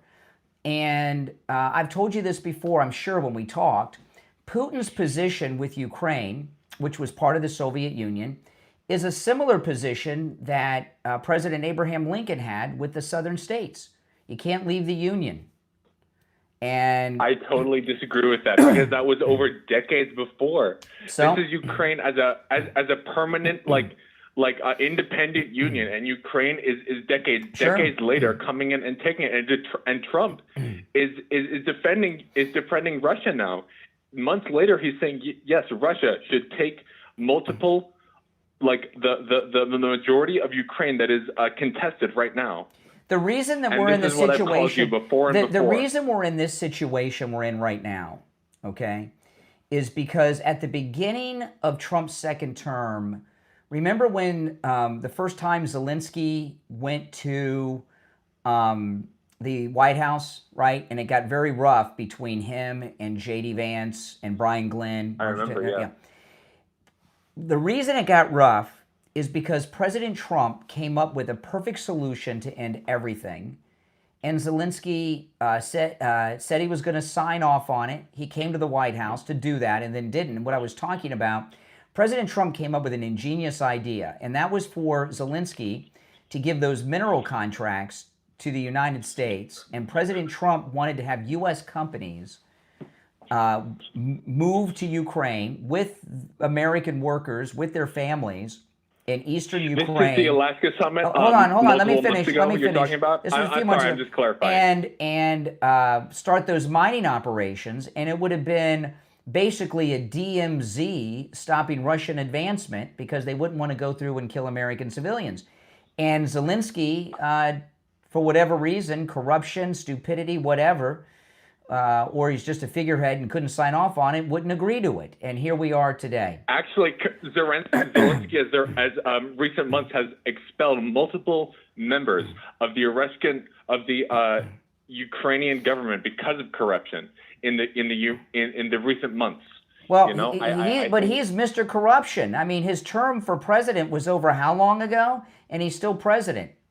He just corrupted like 2 members of the Ukrainian... but he is corrupt. He is a dictator. Zelensky is a dictator who is in office past his term, and he won't have elections. Yeah, I think it's how many terms has Putin been in term? You know, I think like. But you can't say that you're fighting for democracy. You can't say you're. Hold on. You can't say multiple Ukrainian years at this point have been spent at war. But you can't. You cannot say you're fighting for democracy when you stay in office when your term is up. When you outlaw opposition media and outlaw. Yes, you can. FDR did. I would absolutely say you can. We still had elections. No, we had elections during World War II. The territory of Ukraine is Excuse me, no. And we had no. Trump. FDR didn't suspend elections. We had elections during the war, during World War II. No, he just won them all. Term limit. No, he did not. There were no term limits then. Absolutely did. He was in term for 3 terms. Do you not remember? No, he was elected four terms. He was elected to 4 terms and died in the 4th. No, we still had. There were no term limits then. Yeah, so what's your problem with Zelensky? FDR, when FDR was president, right, during World War II and before, right, he was elected in 1933, there were no term limits. Yes. Okay? We still had elections. But Republicans, there was still a tradition set by American presidents. But there was no constitutional amendment. That came after Roosevelt. And the Republicans, do you agree then with FDR's term limits? Do you agree then with FDR taking more than 2 term limits? Yeah, the American people reelected him. Zelensky taking 2 term limits, but he hasn't run again. No. His term is up. Situation. His term is up with no election. The Republicans. Yeah, excuse me. Stop talking. I'm speaking.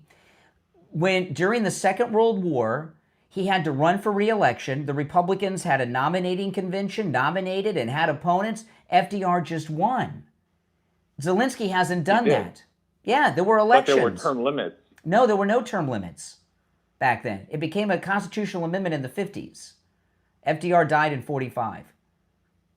Well, there was still a tradition. Whatever. A tradition is not a law. Zelensky's term limits are not an issue here. Either way, I'm talking about Donald Trump's policy to end the Ukraine war. He wants to give Ukrainian territory to Russia. The war's lost. What do you feel about that? I don't care. They had an opportunity. The war's won? By Russia. Yeah, Ukraine's lost the war. Okay. Well, I'm glad I got your opinions. Are you surprised? I mean, I wish it wouldn't have happened. I guess I'm surprised that the war didn't end in August like you predicted. You said the Ukraine war is over in August. Because Zelensky lied to the president. He said he was going to agree to that mining deal. No, you lied to your audience. You lied to your audience that the Ukrainian-Russian war was over. You thought that Donald Trump was some messiah that would end the war. President Trump offered a deal to Zelensky that would have ended the war with those mining deals. And Zelensky said no. After he agreed to sign off on it, then he said no. He lied to the president. Craig, you know what you and I share on? You and I share sad emotions that it hasn't ended. You know? I'm very sad. I don't really have any emotions about it. I have no emotions about it. You don't end any emotions? No. You don't end any emotions over 1 million people have died in this war? This is what I call to talk to you about. We've had enough wars and I guess you don't have any emotions. You don't have any emotions on this war. No, we've got enough problems in the United States. I can't worry about Europe. I call into your show and I say, you know what, Brian Craig, he's got nice opinions on this. You know, he's up to date on the events, and you don't have any opinions. You tell me this.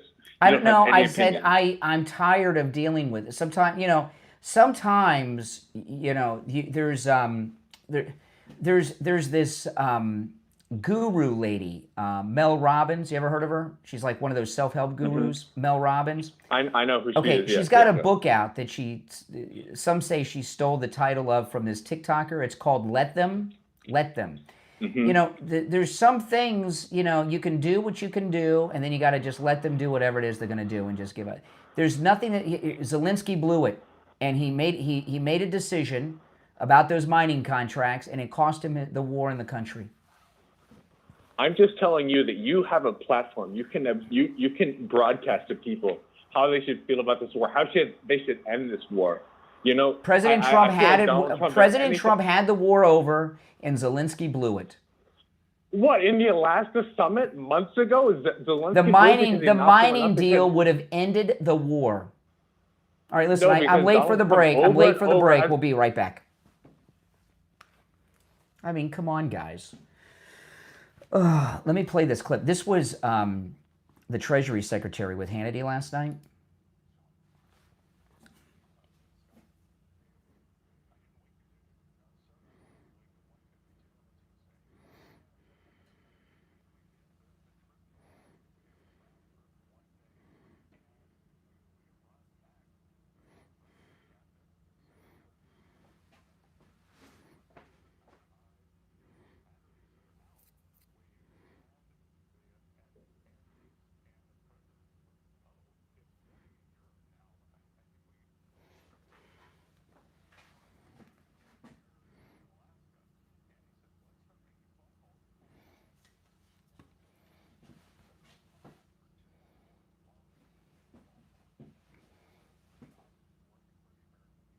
Yeah, isn't that something? You know, he works like 20 hours a day. So right before 2 a.m., he's calling Bassett, let's get to work, you know? And he expects them to be working, right, at the same time. He's like, you're not off. It's 8 minutes to 2 a.m. Let's go.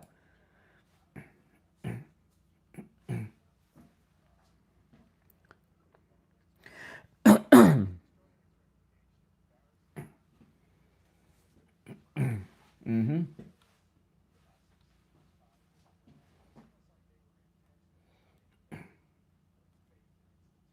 That's right. It is.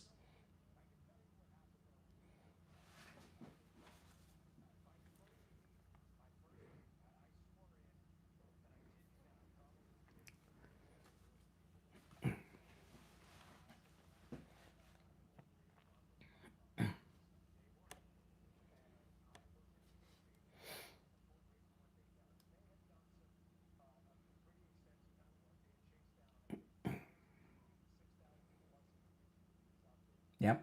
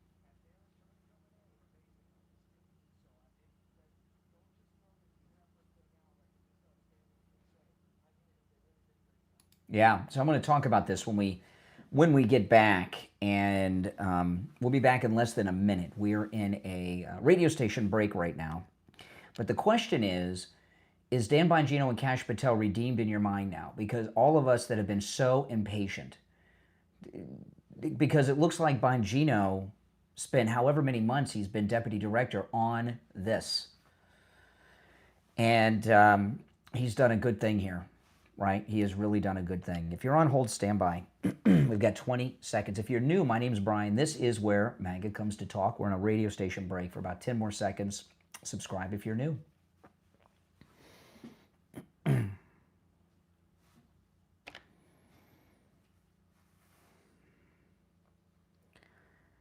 We're back. I'm Brian. It's the Steve Kane Show. You're on the air. What's your name? Where are you calling from? Yes, it's Ed from Coconut Creek. Hey, Ed. Turn down the volume in the background, Ed. Yeah, absolutely right. Yes, I like to say something about that bald head, big-eared guy that was just going after our troops. I want to call him Goonie Kelly. Oh, Mark Kelly? He looks like that Goonie. You know, they took out another drug boat yesterday with 4 guys on it. They need to take out more. Yeah. They need to put a few Democrats in the boats. Yeah, I don't know if you noticed, though, that he's been lying low the last couple days. Well, I think he's just going to keep going. He's not going to stop. And I think they need to take him up on treason. They really do, because you can't do that. Yeah. It looks like, they brought the admiral in yesterday, and all the reporting shows that the admiral filleted the Congress people, regardless of what they're saying. Good. Good. This admiral is a career military man. He's a Navy SEAL. This guy's dedicated his whole life to serving this country. I saw him yesterday. He's a tough guy. I wouldn't mess with him. I'd stand at attention. I'm not even in the service. And they're trying to destroy this man and threatening him with court-martial and Geneva Convention violations and everything. Give me a break. Kelly is a disgrace.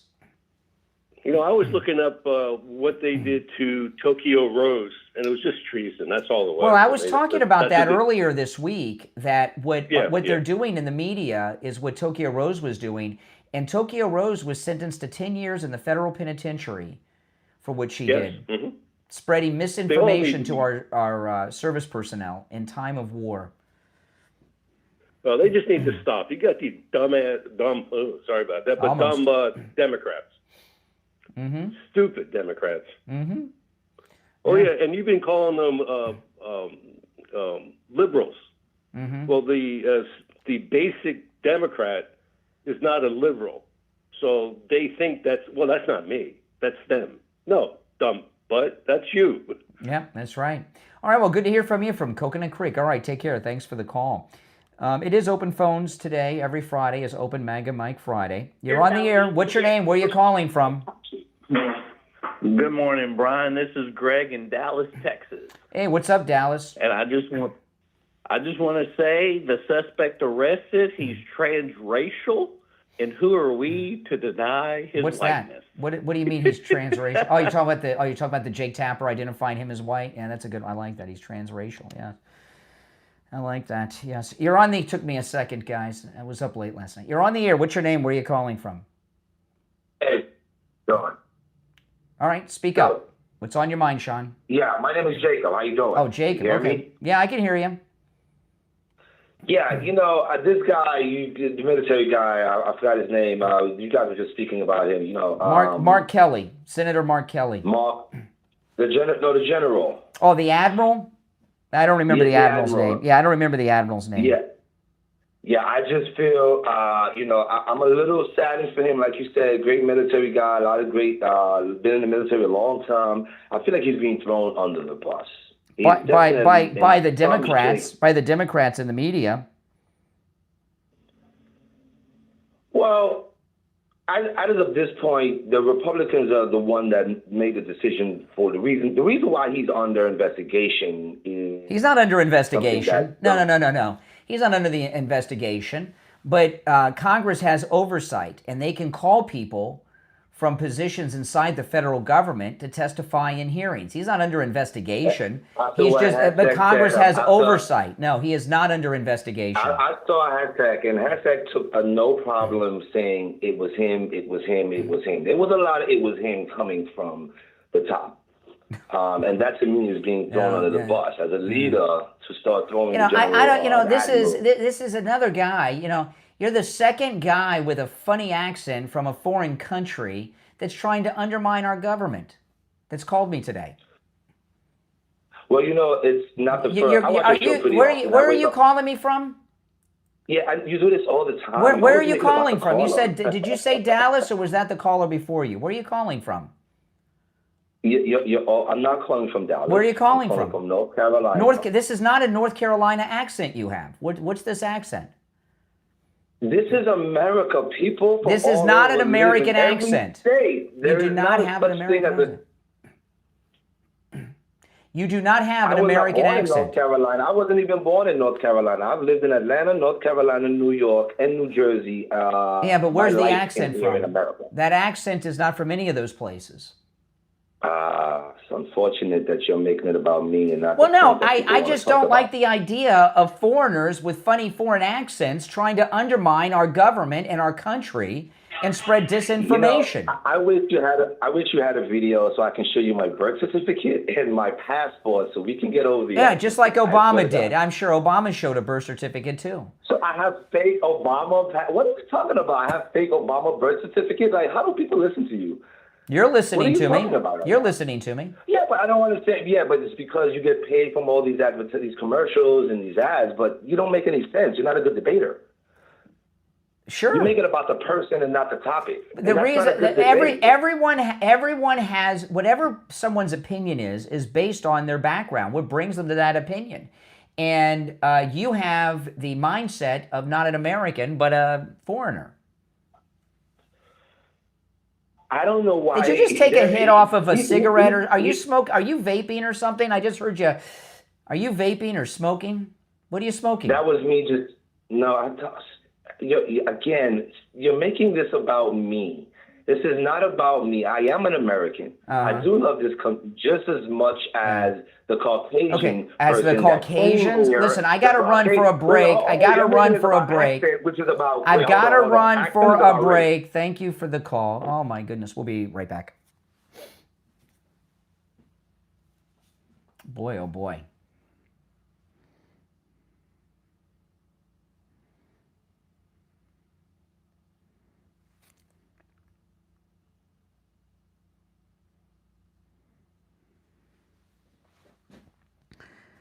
All right.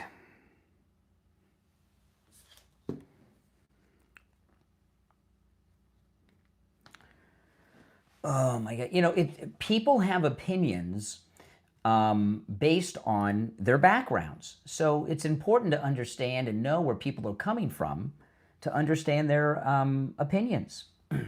Okay.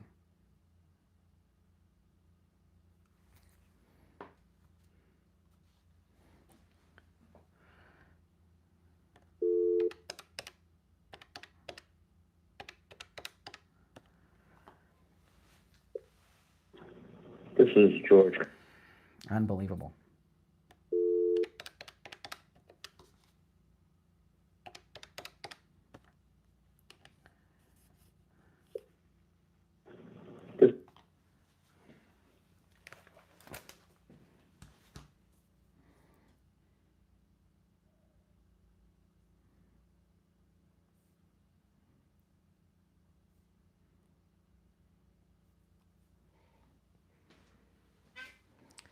Hey, it's Brian. The on-air phone is going to your voicemail still. You have to kid me. I called it twice. I don't know why it's doing that.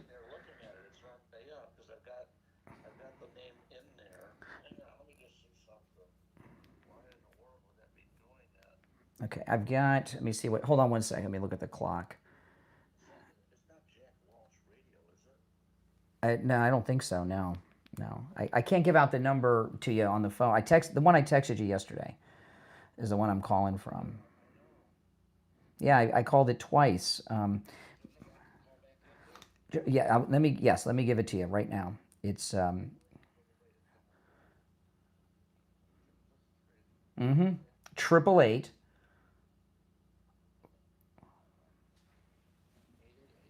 465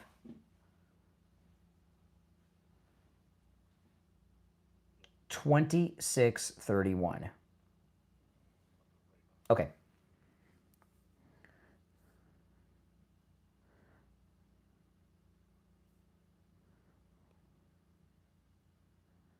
Oh, man.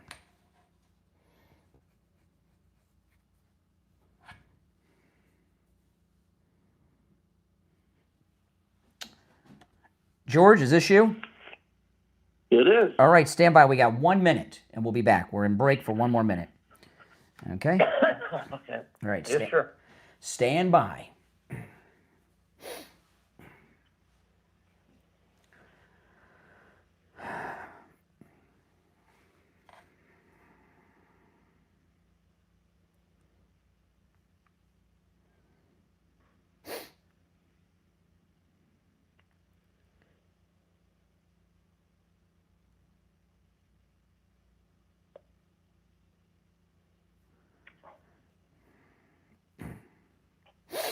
All right, 30 seconds, George. Okay.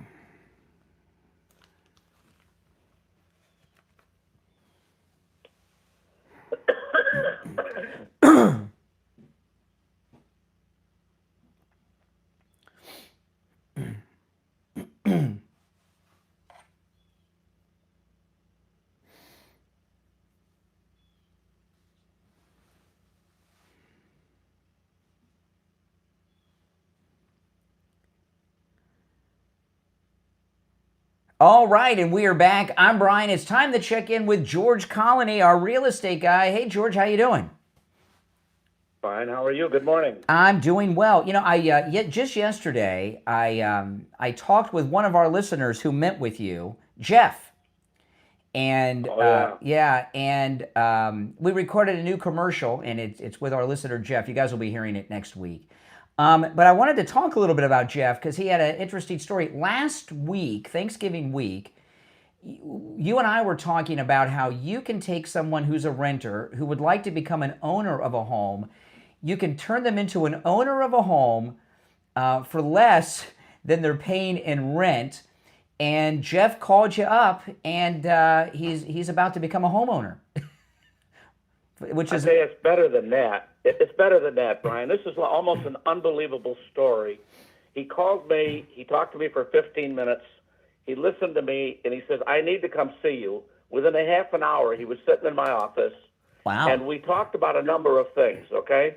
We certainly talked about his home, but he also talked about that he'd been a little bit down on his luck in business, and he just needed to get going again. He introduced me to a doctor, and the doctor and I talked for about 20 minutes with Jeff. Then the doctor said, hey, I've got a huge amount of money in a fund, and I want to buy some businesses, and I'd like Jeff to be involved. Now, Jeff didn't know this was coming, and neither did I.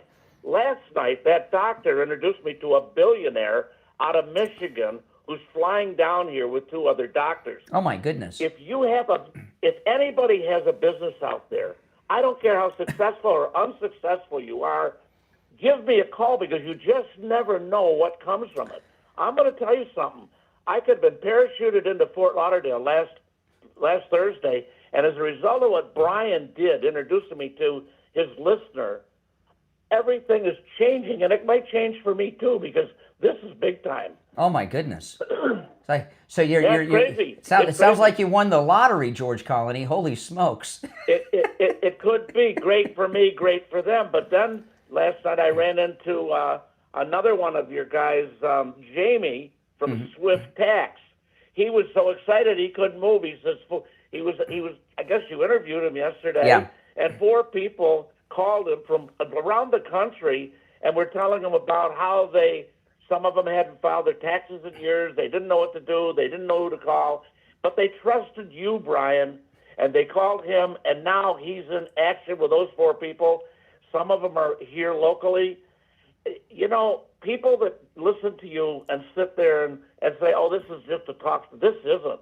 What you have is you have information that is life-altering to people. They need to pick up the phone and call, and they need to thank you for being there and bringing this kind of information to them. Well, I got to tell you, we've been bringing people together on this program for many years, but this may be the first $1 billion deal we've connected people with. $1 billion, yeah. So hopefully we'll go out and have you'll buy me a steak dinner when it's over. I might buy you a steakhouse. No, that's awesome. That's awesome, George Colony. But listen, guys. George and I have known each other personally, I don't know, a month or two, and we were introduced to one another by Tom Laporta from Laporta Roofing. But I've known you, George, for many years, growing up in Fort Lauderdale. I've seen your name all over town my whole life. So I feel like I know you, even though we've only really known each other a short time. And when it comes to real estate. This is something I talk about a lot when I'm talking about George Colony. Nothing against most real estate agents, because everybody, people are good people trying to make a living. But George Colony, as you can hear, isn't just a real estate agent. You're a businessman, and a top-tier businessman, as opposed to a real estate agent who, is doing it part-time or something. And when you're making what very well would be the largest financial decision you or your family make, which is the purchase of real estate, of your home, which is a multi-generational financial decision, you want to talk to a top guy, and that's George Colony. I'm going to give you George Colony's number. It's 954-801-7320. That's 954-801-7320. Well, George, that's all great news, and I'll catch up with you next week. Well, I hope to hear from some of your people, because I'm going to tell you something. This is so exciting. At 83 years old, you've almost reborn me. No, because I love what's going on. I never knew you could get to people like this and really help them. All these people like Swift Tax and Pamela, they're all just regular American guys that want to help. That's right. Basically, what the show is, we're a referral service, is what I tell people.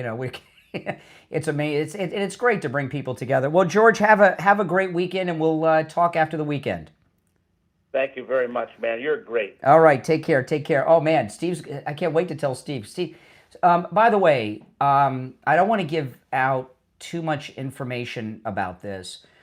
Steve's okay. Steve hasn't been with us that much this week. There's someone in his extended family who is, having some major health issues, and this is not his wife or immediate family, but somebody in his extended family may be in their final days, and that's why Steve hasn't been here with us that much this week. He's been dealing with that. For people, because people have been asking me, and that's why. I don't want to say who exactly. Not that it's not someone you all would be familiar with, but people around Steve would know, and I don't know if they've told that to everyone. Well, listen, we're short. I got behind on the break schedule on the program today, as usual. But after I'm going to take some more calls now. But after the top of the hour, I am going to recap and what everything that's going on with the J6 bombers, because the J6 bomber, because I want to get back on track with that and your calls. All right, let's go. You're on the air. What's your name? Oh, hold on. Phones are ringing off the hook. Renee from Maryland. What's your name? Renee from Maryland? What's on your mind, Renee? Yeah, I want to discuss Ilhan Omar. Oh, yes. Yeah, you're on the air. Go ahead. Okay. Well, I don't like that term, black and brown people. And when I look at Ilhan Omar, I see a complete fraud. And, most black people recognize the damage that these Somalis are unleashing in Minnesota. They are a liability, and they're not an asset. What's more, a lot of Africans don't like black Americans. And whether they're from Somalia or Nigeria, I think they look at us suspiciously. So I've noticed that a lot of black people have been criticizing the Somalians, and many of them agree with Donald Trump, even though a lot of white liberals in the Democrat Party, like to classify us in this black and brown people. Renee, I'm glad you bring this up. This is an important point.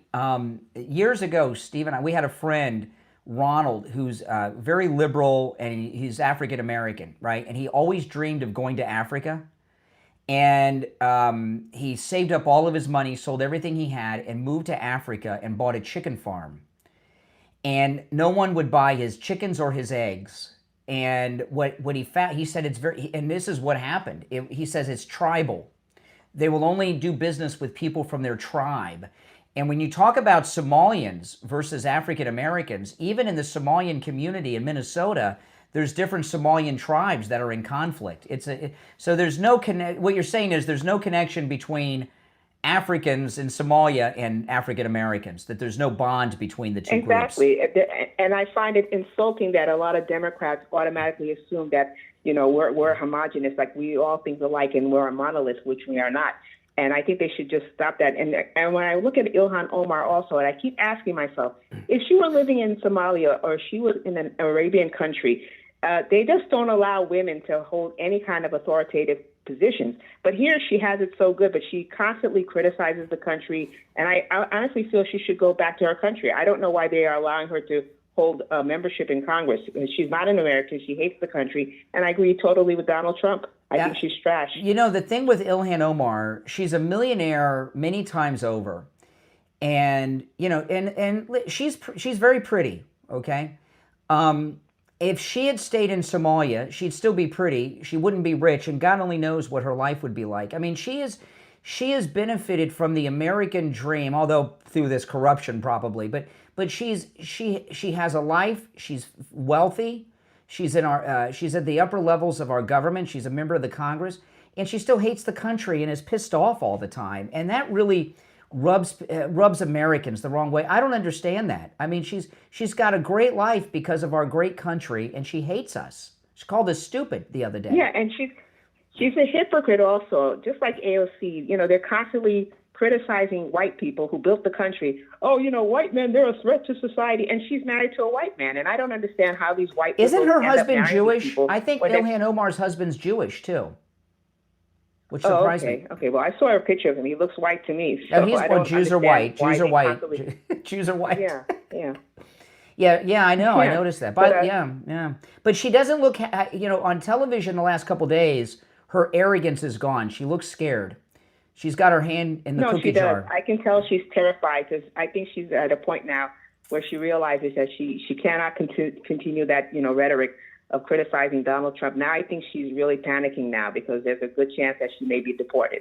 Yeah. And I hope it happens. Well, Renee, I'm up against a break, but you're a very good caller. You call me again sometime. You have a lot to contribute. Yeah, I'm not Renee from Harlem. I thought you probably heard the name and you probably. As soon as I heard Renee, I was like, oh, here we go again. But you know, Renee from Harlem's voice is much more feminine than yours. Not an insult against you, but you know.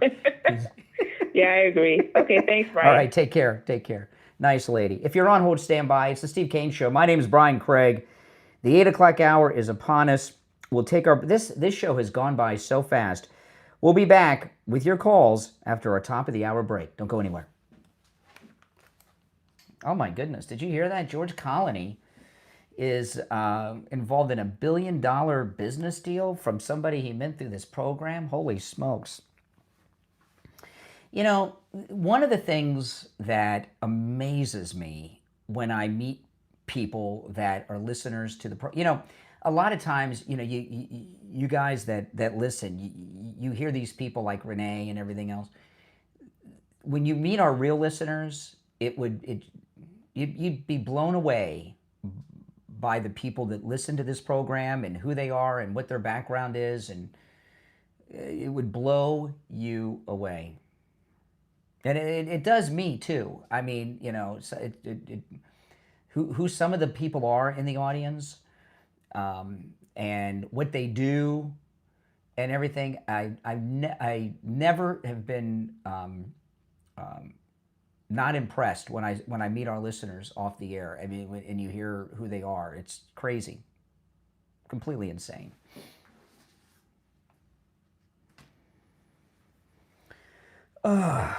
Boy, oh boy. Yeah, and I was going to take the day off because I went to that Christmas party yesterday. That was my first holiday party of the year I went to last night, and it was amazing. It was a good first one. It's going to be the rest of the year will be of the holiday season will probably be a letdown because the first one was so good.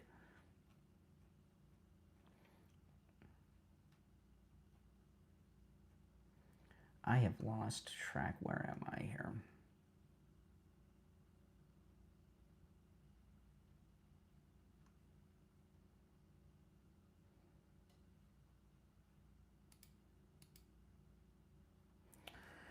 Okay.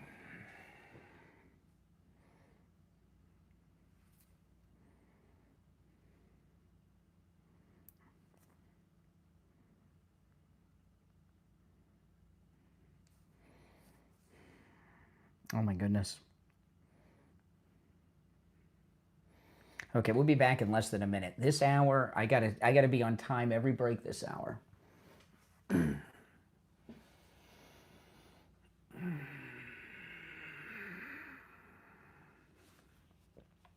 All right, stand by. If you're on hold, hang in there.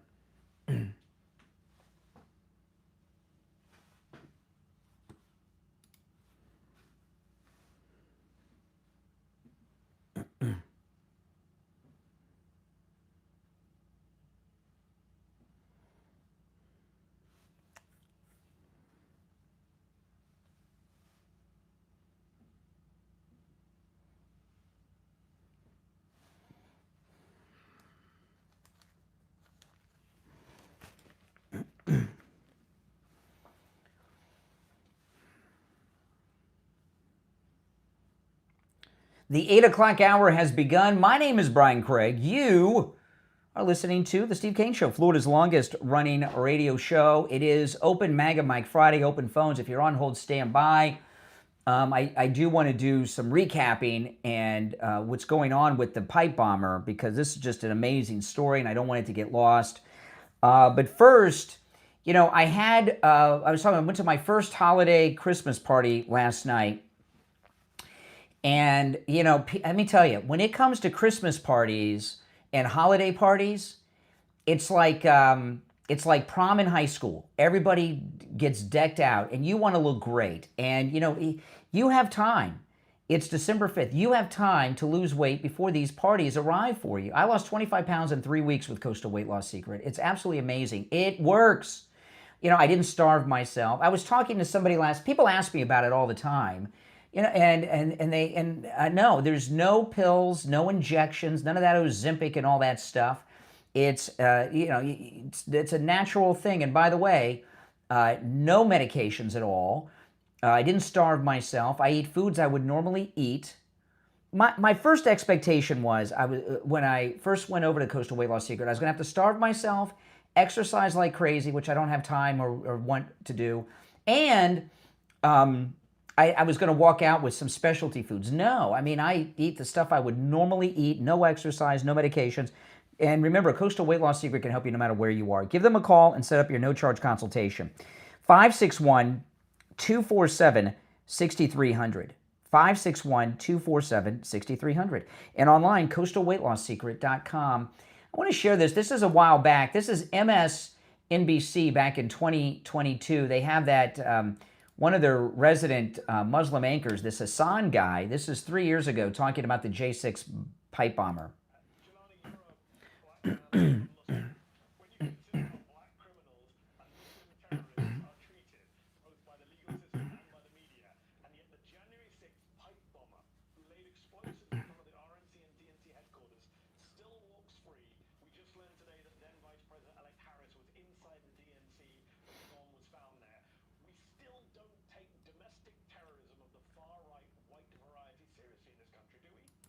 Now this is crazy. Now again, this is back in 22.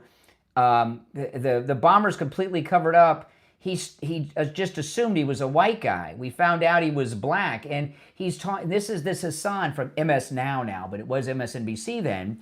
He was at Zohan Mamdani's victory party. By the way, this guy from MSDNC, and what he this is crazy.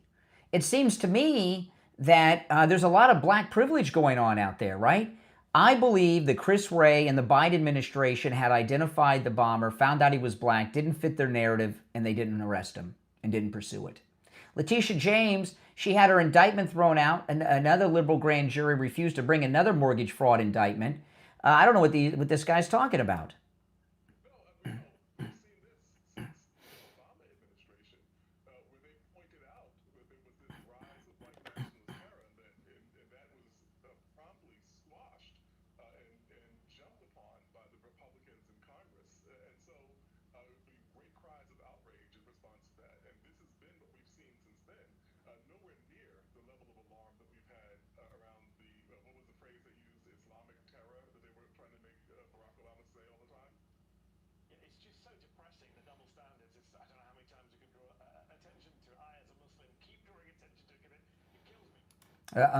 Yeah, so, you know, here they are. See, because they had this narrative of white nationalism that they were trying to spread with January 6th. White nationalism, Christian nationalism. That's why they let this guy get away with being a domestic terrorist. I mean, do you believe that Chris Wray and the Biden administration identified the J6 pipe bomber and let him go because he didn't fit their narrative? I believe so. Their plan was to classify the MAGA movement as a domestic hate group and terrorist organization and outlaw it. That's why they let this domestic terrorist get away with it for 5 years. Thank the Lord above, he didn't do anything else that we know of during that time. Although that could change. You're on the air. What's your name? Where are you calling from? Hi, Brian. This is Al. I've talked to you before. I'm from Illinois. Hey, Al. How are you doing today, Brian? I'm doing. Fantastic. Hey, I have one thing here. I'm kind of like you a little bit on a smaller scale in that I like to go on like podcasts with leftists and debate them, and try to. You're not calling in to try to promote yourself, are you? No. I don't have a podcast. Nothing like that. Okay. Nothing like that. I just want. Right. The reason I do that, first of all, I want to tell people I do. Number one, I can't promote things that I don't. Why I don't allow people to call in and promote themselves? If I don't know someone, how do I know what they're promoting? That's number one. Right? They could be, Nazis for all I know. The other thing is, promotion costs money on this program, so we can't give free publicity for what people pay very good money to get, which is that. So that's why I always clamp down on that. Anyway, all right. So what's on your mind? Yeah, I totally understand. I have no podcast. What I'd like to say is one thing that always comes up is they will say, well, what law are these sanctuary cities breaking and things like that? Yes. And I'd like people to know that U.S. Code Title 8, Section 1324 addresses the offenses related to bringing in and harboring certain aliens. Bringing in aliens, it's illegal to bring an alien into the U.S. without proper authorization, regardless of whether the alien has received prior authorization, and it is a violation of law. Harboring aliens, engaging in activities that conceal, harbor, or shield an alien from detection is also prohibited. Violations can lead to severe penalties, including fines and imprisonment, depending on the circumstances. Well, there's a much. You're talking about the sanctuary cities. There's an easier way to explain that other than that. Okay, the illegals that are being rounded up are federal fugitives. Some of them are violent criminals and such. Some of them haven't shown up to court dates and have bench warrants and such. Right. They're federal fugitives, so you cannot hide federal fugitives, right? If a bank robber, you can't let a bank robber move in with you and protect. Oh, a sanctuary house, no bank robbers allowed in this city. You can't harbor federal fugitives, and they are indeed federal fugitives. So that's Yes, and that's why I'm bringing up this specific law, because they say, oh, there's no law. There is a law, and that's it. Are you a libertarian? No, well, I'm a conservative and populist. Libertarian, yeah. I knew you were a libertarian. You know why? You know how I knew you were a libertarian? Why is that? Because you're citing a statute. That's what libertarians do. Well, I mean, I'm not totally focused on this or anything, but I think it does have a part to play in the information that conservatives, libertarians, whoever is against this kind of massive illegalism. It's nice to have a few facts, like actual laws on your side. It's not the only tool in our toolbox, but it's something that we do have. This is all right. Hey, listen, I appreciate the call. Thanks so much. I saw this on CNN. I wanted to share this with you guys. These are two Somali women in Minneapolis, and the ICE raids have been taking place in Minnesota against the Somali illegals up there. Listen to this.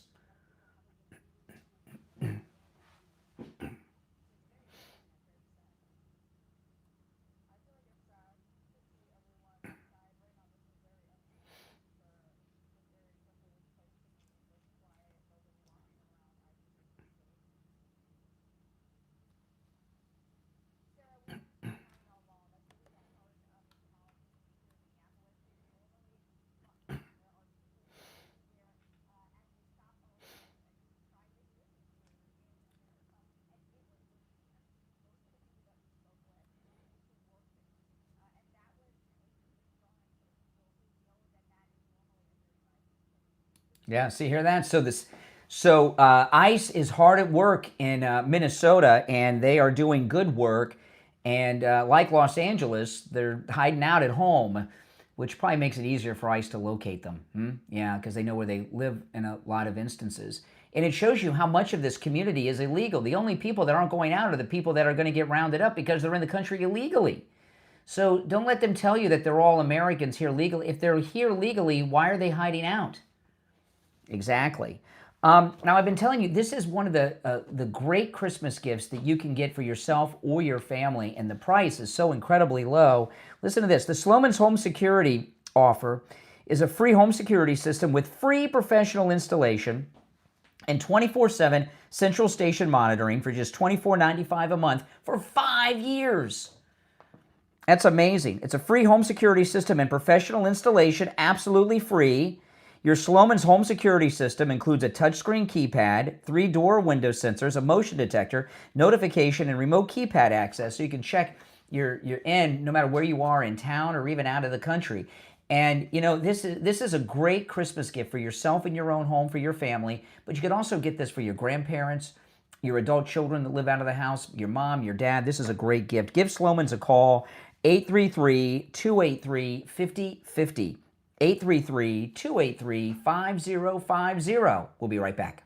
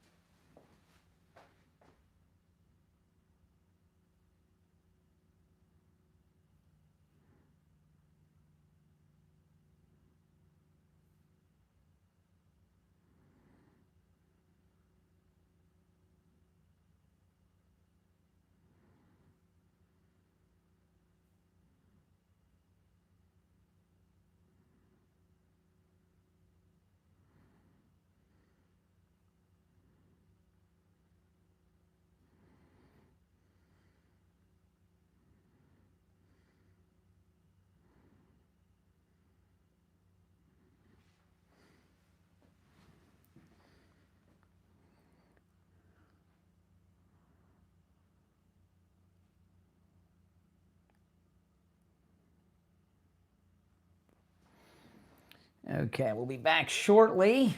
Oh, man.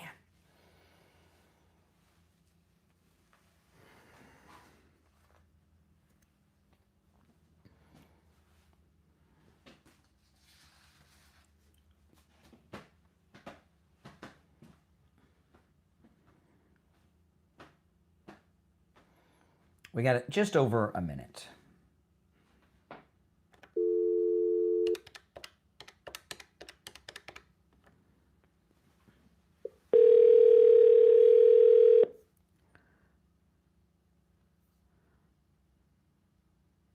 Good morning. Hey, Brian. It's Brian. We have just about a minute. I'm going to put you on hold, okay? Perfect. Right, Thank you. hold on, Barry.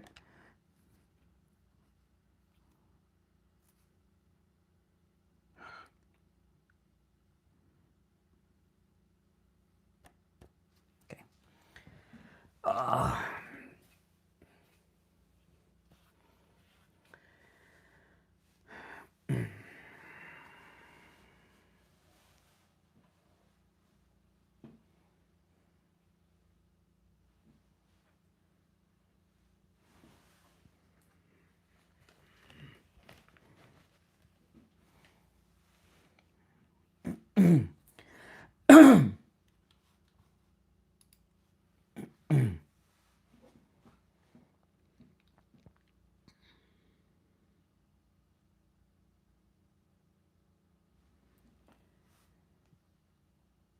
All right, we're back, and it's time to check in with Attorney Barry Siegel from the Siegel Law Group. Attorney Barry Siegel, good morning.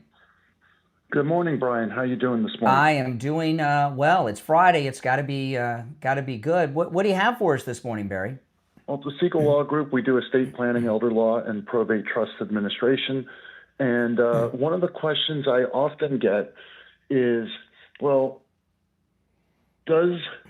is there another way to avoid probate? Can't I just put a beneficiary on my account, or can I just put my son or daughter's name on the account as a joint owner, and wouldn't that avoid probate? And the answer is yes, you could do that. And although the trust, one of the major benefits of it, there's many others, but one of them is avoiding probate, then why would you do that if you could just simply put a beneficiary or joint owner on it? And the answers are as follows. Number one, if you put a joint owner on, especially like a child, you are adding their liability to your asset. So anything they do, anything they do, if they get into an accident and get sued or any other circumstance where they get sued, now your asset is vulnerable to that. And then as far as beneficiary designations, while that works, number one, it won't work on on real estate. You can't just put a beneficiary on it. There are things that we can do to do that. However, it's not automatic. You can't just name a beneficiary on it. Number two, you lose out on some of the benefits that you would have with the trust, such as the lifetime benefits of avoiding guardianship.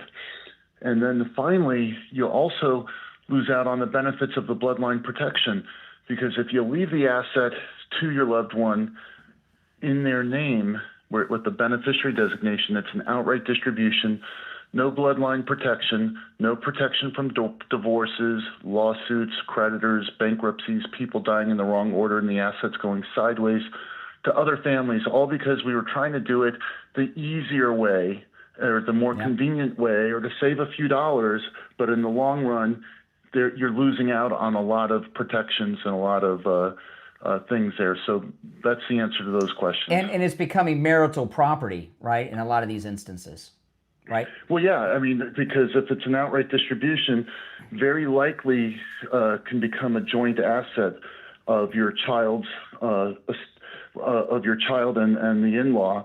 So now if they get divorced, those assets can become vulnerable to a divorce. Absolutely. Well, listen, give the Siegel Law Group a call and set up your no-charge in-office consultation. The number is toll-free 855-FLA-3782. That's 855-FLA-3782. And online at SiegelLawGroup.com. SiegelLawGroup.com, spelled SIEGEL. I met one of your happy clients last night at a party, Barry. They were just raving and raving about what a great job you did for them. Well, that's great to hear. I have to, the funny thing is, if you have another moment, I ran into the lady who did the audio testimonial that you're running in the ads. Mm-hmm. I was at a restaurant and she called me over. She was at a table of like 10 ladies, and she's like, "Oh yeah, I'm the one who did the testimonial. You guys were great." And she's telling all of her friends there, and then she's like, "This is Barry Siegel," and several of them, "Oh, I know you, I need to come in and see you." That's right. So it was really cute. Well, let me tell you, and I just say this because we're getting close to the end of the year, and this is really the time to call the Siegel Law Group. And Barry's been with us for many, many years, and I meet listeners all the time that are clients. I have never heard anything but praise about Attorney Barry Siegel and your staff. People are very impressed with your staff, very impressed with you. And believe me, if they had gripes, they'd tell me, Barry. And that's really great to hear when you're dealing with an attorney. When you're dealing with an attorney to get so much praise is very unusual. All right, so anyway, give the Siegel Law Group a call, 855-FLA-3782, and online, SiegelLawGroup.com. All right, Barry, have a great weekend. We'll talk next week. You too, Brian. Take care. All right, Bye-bye. Take care. Did you guys see the Christmas tree lighting? I wanted to share this at the White House. The National Christmas Tree lighting with the president. And President Trump did something that I don't know if I've ever seen another president do. Ever. Listen.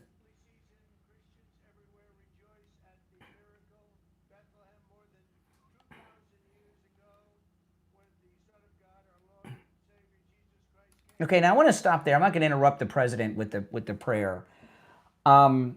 This is to hear a president talk about Jesus and not a generic guy. There's a lot of times when people in government, when they talk about Jesus, they use coded language. They'll say the Lord instead of Jesus because they don't want to offend. Or they do these things and they have like this whole lineup of different people. They'll have a Catholic priest.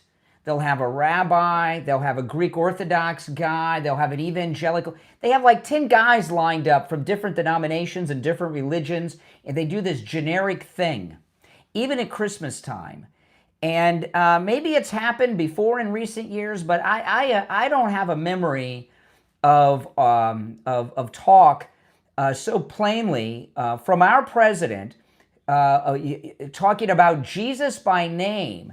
And it's very amazing. And another thing about it, in the first campaign, there was so much to do about whether he was a Christian or not. Like all of a sudden, they were telling us he was not a Christian and we shouldn't support. President Trump is a great Christian. And you know what? You know, one of the things I respect about President Trump and his Christianity, he doesn't wear it on his sleeve. You know, and that's how I am with mine. I'm a very strong Christian. I pray every single day.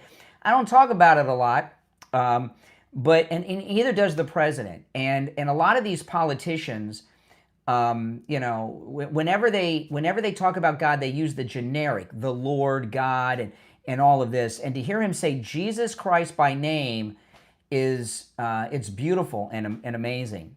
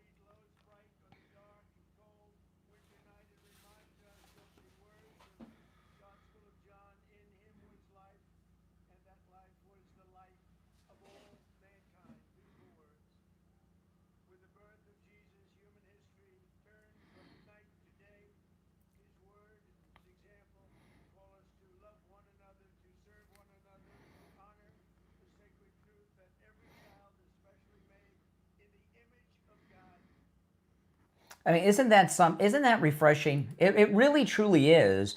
And this is just something we've not experienced with a president in really a long time. You know, and this is a presidency that you've got to savor every moment of it. You really do. There's never going to be another president that comes anywhere near the greatness of this guy who's doing these things. You know, a couple weeks ago, he was on Air Force One and he was talking about whether or not he was going to go to heaven. And probably, when he said that, President Trump, on Air Force One a couple weeks ago, he probably authorized one of those drug boat attacks. And he, you know, as a president, he's ordering military actions that result in the death of people. And I think in a way, he's a conscientious objector. I think he's doing the right thing, but people are dying from his order. And I think that's what he was talking about. But think about how many lives he's saving when he does that. I'm just blown away and impressed by that. And he certainly deserves the credit. I got to take this break on time, guys. If you're on hold, stand by. A couple days ago, I got a call from one of our listeners who went over to Life Imaging FLA and had the heart scan. And they found something. He didn't tell me specifically what it was, but it was concerning. He took the results to his doctor, and his doctor got him on a medication, and he got his heart right. He caught it. That's what Life Imaging FLA is all about, preventative health care. And December is the deadliest time of year for heart attacks. According to the American Heart Association, more people die from heart attacks during the last week of December than any other time of the year. Christmas Day and New Year's Day are the worst.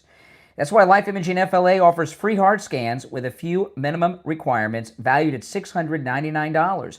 While you're there, ask about their full-body cancer screening so you get that ultimate peace of mind. Or find out about something before it becomes a more serious problem like our listener who called me a couple days ago did. Life Imaging FLA, they're all about proactive health care. They're saving lives before symptoms even appear. This December, give yourself the gift of health and maybe even life. Schedule your scan today. Enjoy the holiday season with confidence.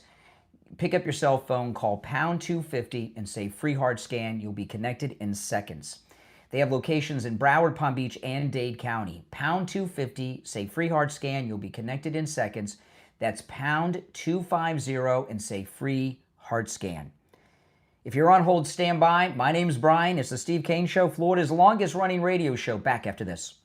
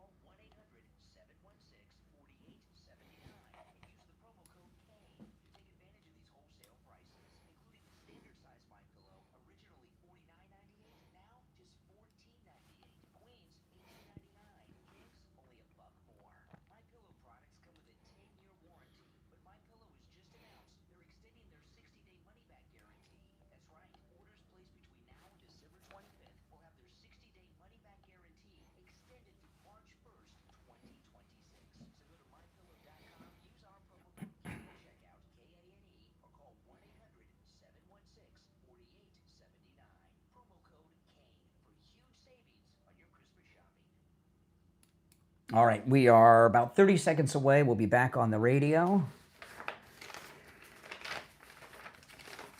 Oh my goodness. What a mess. Okay.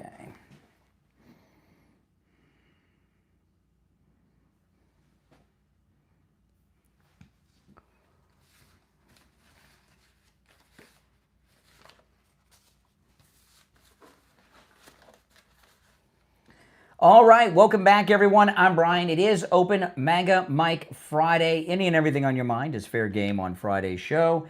You're on the air. What's your name? Where are you calling from? Hey, Brian. This is Tony in Margate. Hey, Tony. What's on your mind? Well, just as an aside, I'm going to my first Christmas party tonight. Yes. And I'm really excited because the performer is going to be Casey and the Sunshine Band. Oh my! Is Casey still around? Amazingly, Brian, yeah, he is, and he's performing tonight. That's amazing. Going to, so that sounds pretty cool. You're going to a fancy party.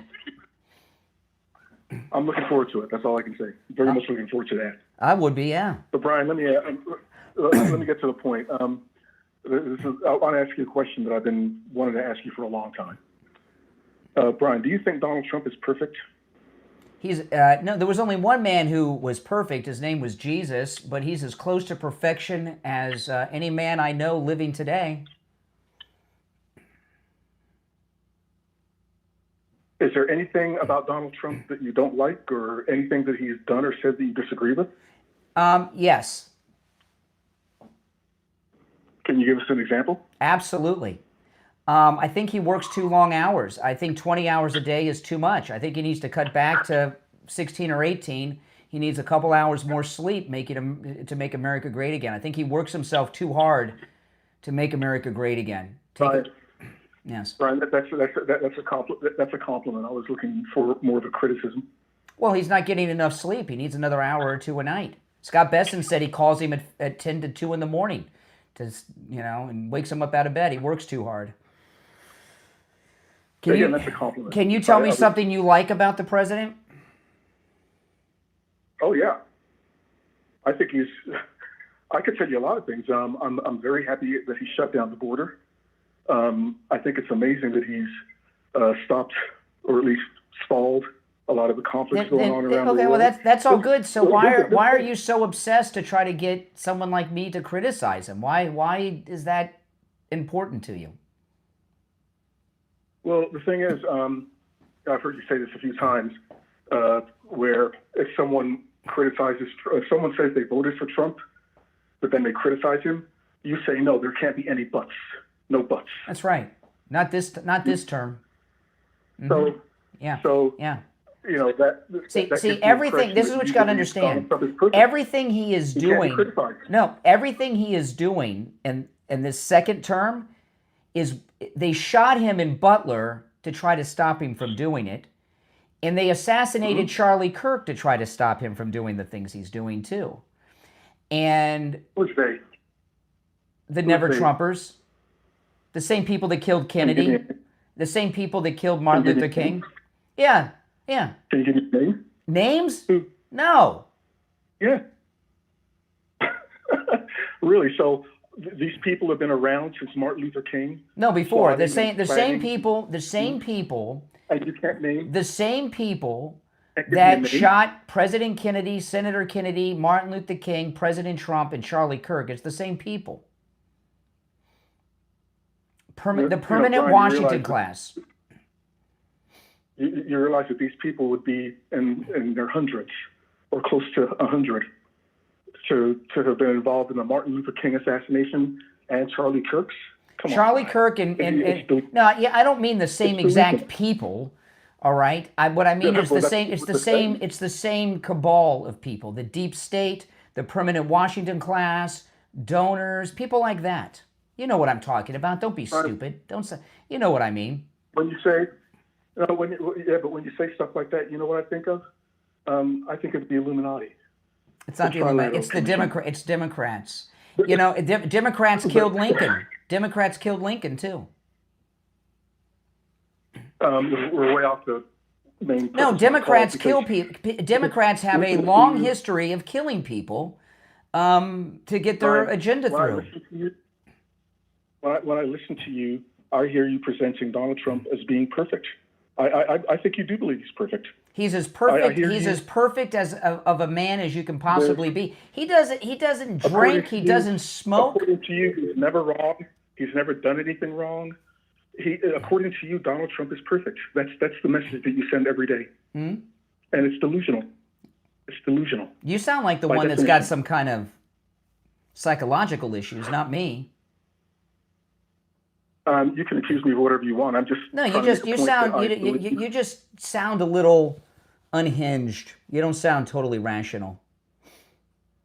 I'm a perfectly rational person. I think you know why. Well, being irrational, oftentimes, it's. Tell me what I said. It's not what I said that makes me irrational. It's not what you've said. What have I said? You have almost an obsession with trying to get criticism of President Trump, and it's not going to happen. You're either with Trump or you're against him in this second term. There is no. If you're either with him or you're not MAGA. The reason I'm not MAGA, the reason I'm not MAGA is because of this attitude that you and many others have that he cannot be criticized. See, what you don't understand. This is what you don't understand. That's a delusional statement. No, let me explain. It's a delusional statement. No, let me explain. Okay, hold on a second. President Trump. Let me explain. No, hold on. Let me explain to you. Hold on. I want to explain to you why I say that. Including Donald Trump. Okay. I want to explain why I'd say that. There's nothing wrong. I want to explain myself so maybe you can understand. President Trump is in his second term. I hope he gets a third term. Okay? But what happens in the midterms and in 28 is an unknown. What we know is that he's president now, right? We could lose the midterms. We could gain seats at the midterms. 2028, who knows? Maybe Trump will get a third term. Maybe he won't. You know, maybe his successor will win. Maybe they won't. What we do know is he's president now. We control the White House, the House, the Senate, and the Supreme Court. This country is messed up. We were run by people that let a domestic terrorist get away with domestic terrorism because he's a black man, the J6 pipe bomber, right? That's in the news today. And I'm not going to go through a list of examples. This country is messed up. President Trump is resetting the entire nation.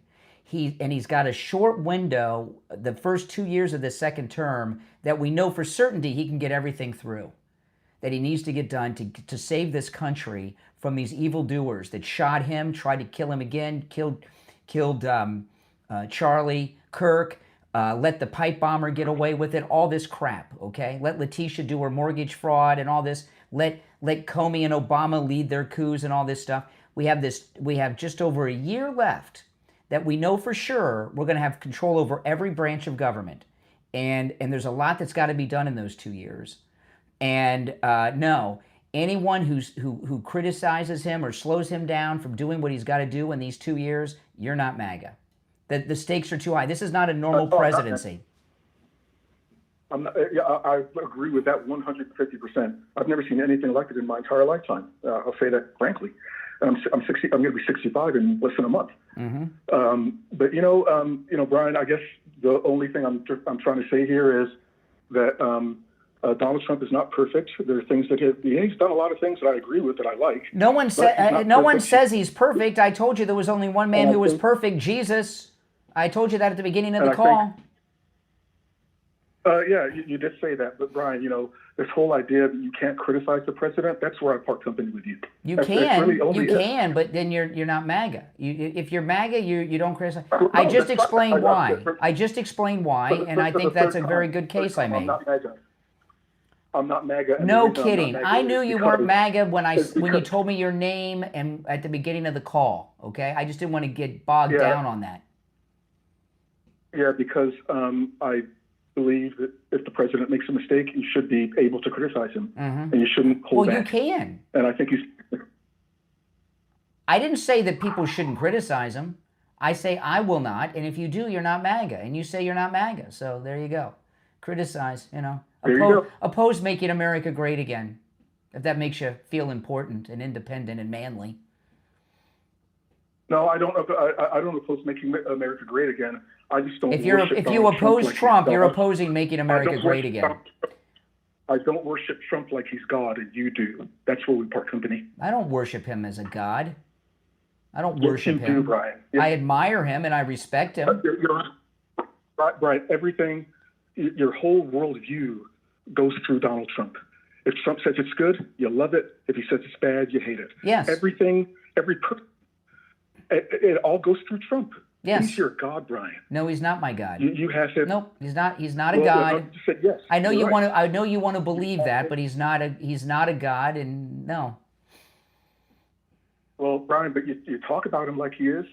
You keep saying that I view him as a God and perfect, and I keep telling you no, and you just keep repeating the lie over and over, hoping people will believe it. Hey, listen, thanks for the call, Goebbels.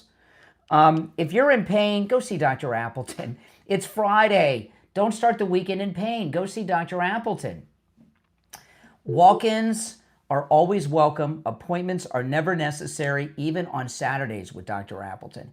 You know, his laser away pain treatment repairs the damage in your body that's causing you the pain. That's why the 7 times that he's treated me for injuries or aging or from accident, all this stuff, the pains have never returned, including the first pain he rid me of 3.5 years ago. Because he repairs the damage that's causing me the pain. The arthritis is the one. The arthritis blew me away because I just thought I thought I was done. When Dr. Appleton examined me and said, Brian, you've got arthritis in your hand. And I could just remember my grandmother, whose hands were useless by the time she passed. She had arthritis in all of her fingers and all this stuff. And I said, I'm done, Doc. He says, no. He says, the robotic laser treats arthritis. I said, okay. 2 treatments, arthritis pain gone. Give him a call. Take advantage of the no-charge consultation. 954-973-0710. 954-973-0710 and online, AppletonCairo.com. If you're on hold, stand by. Back after this.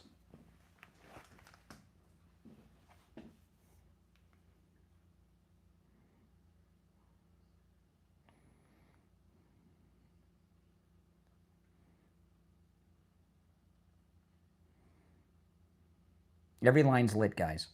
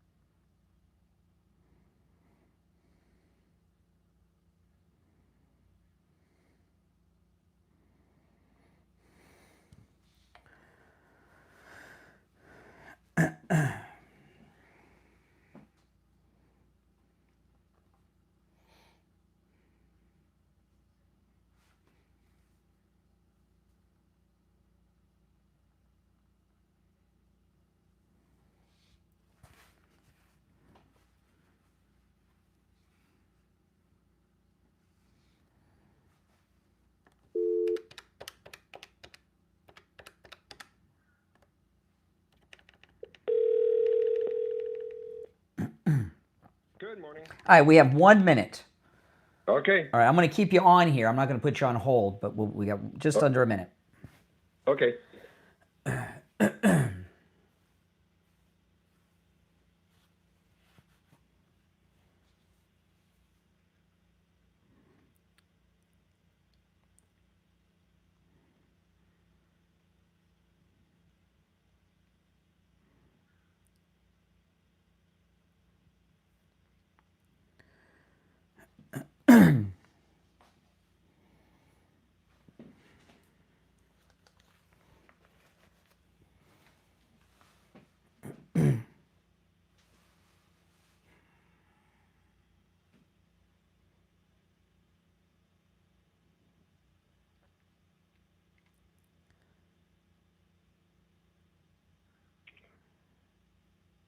All right, we're back. It's time for the final gold and precious metals report of the week from the offices of William Youngerman Incorporated on the first floor of the Bank of America building in Boca. William Youngerman, how are the metals ending up the week?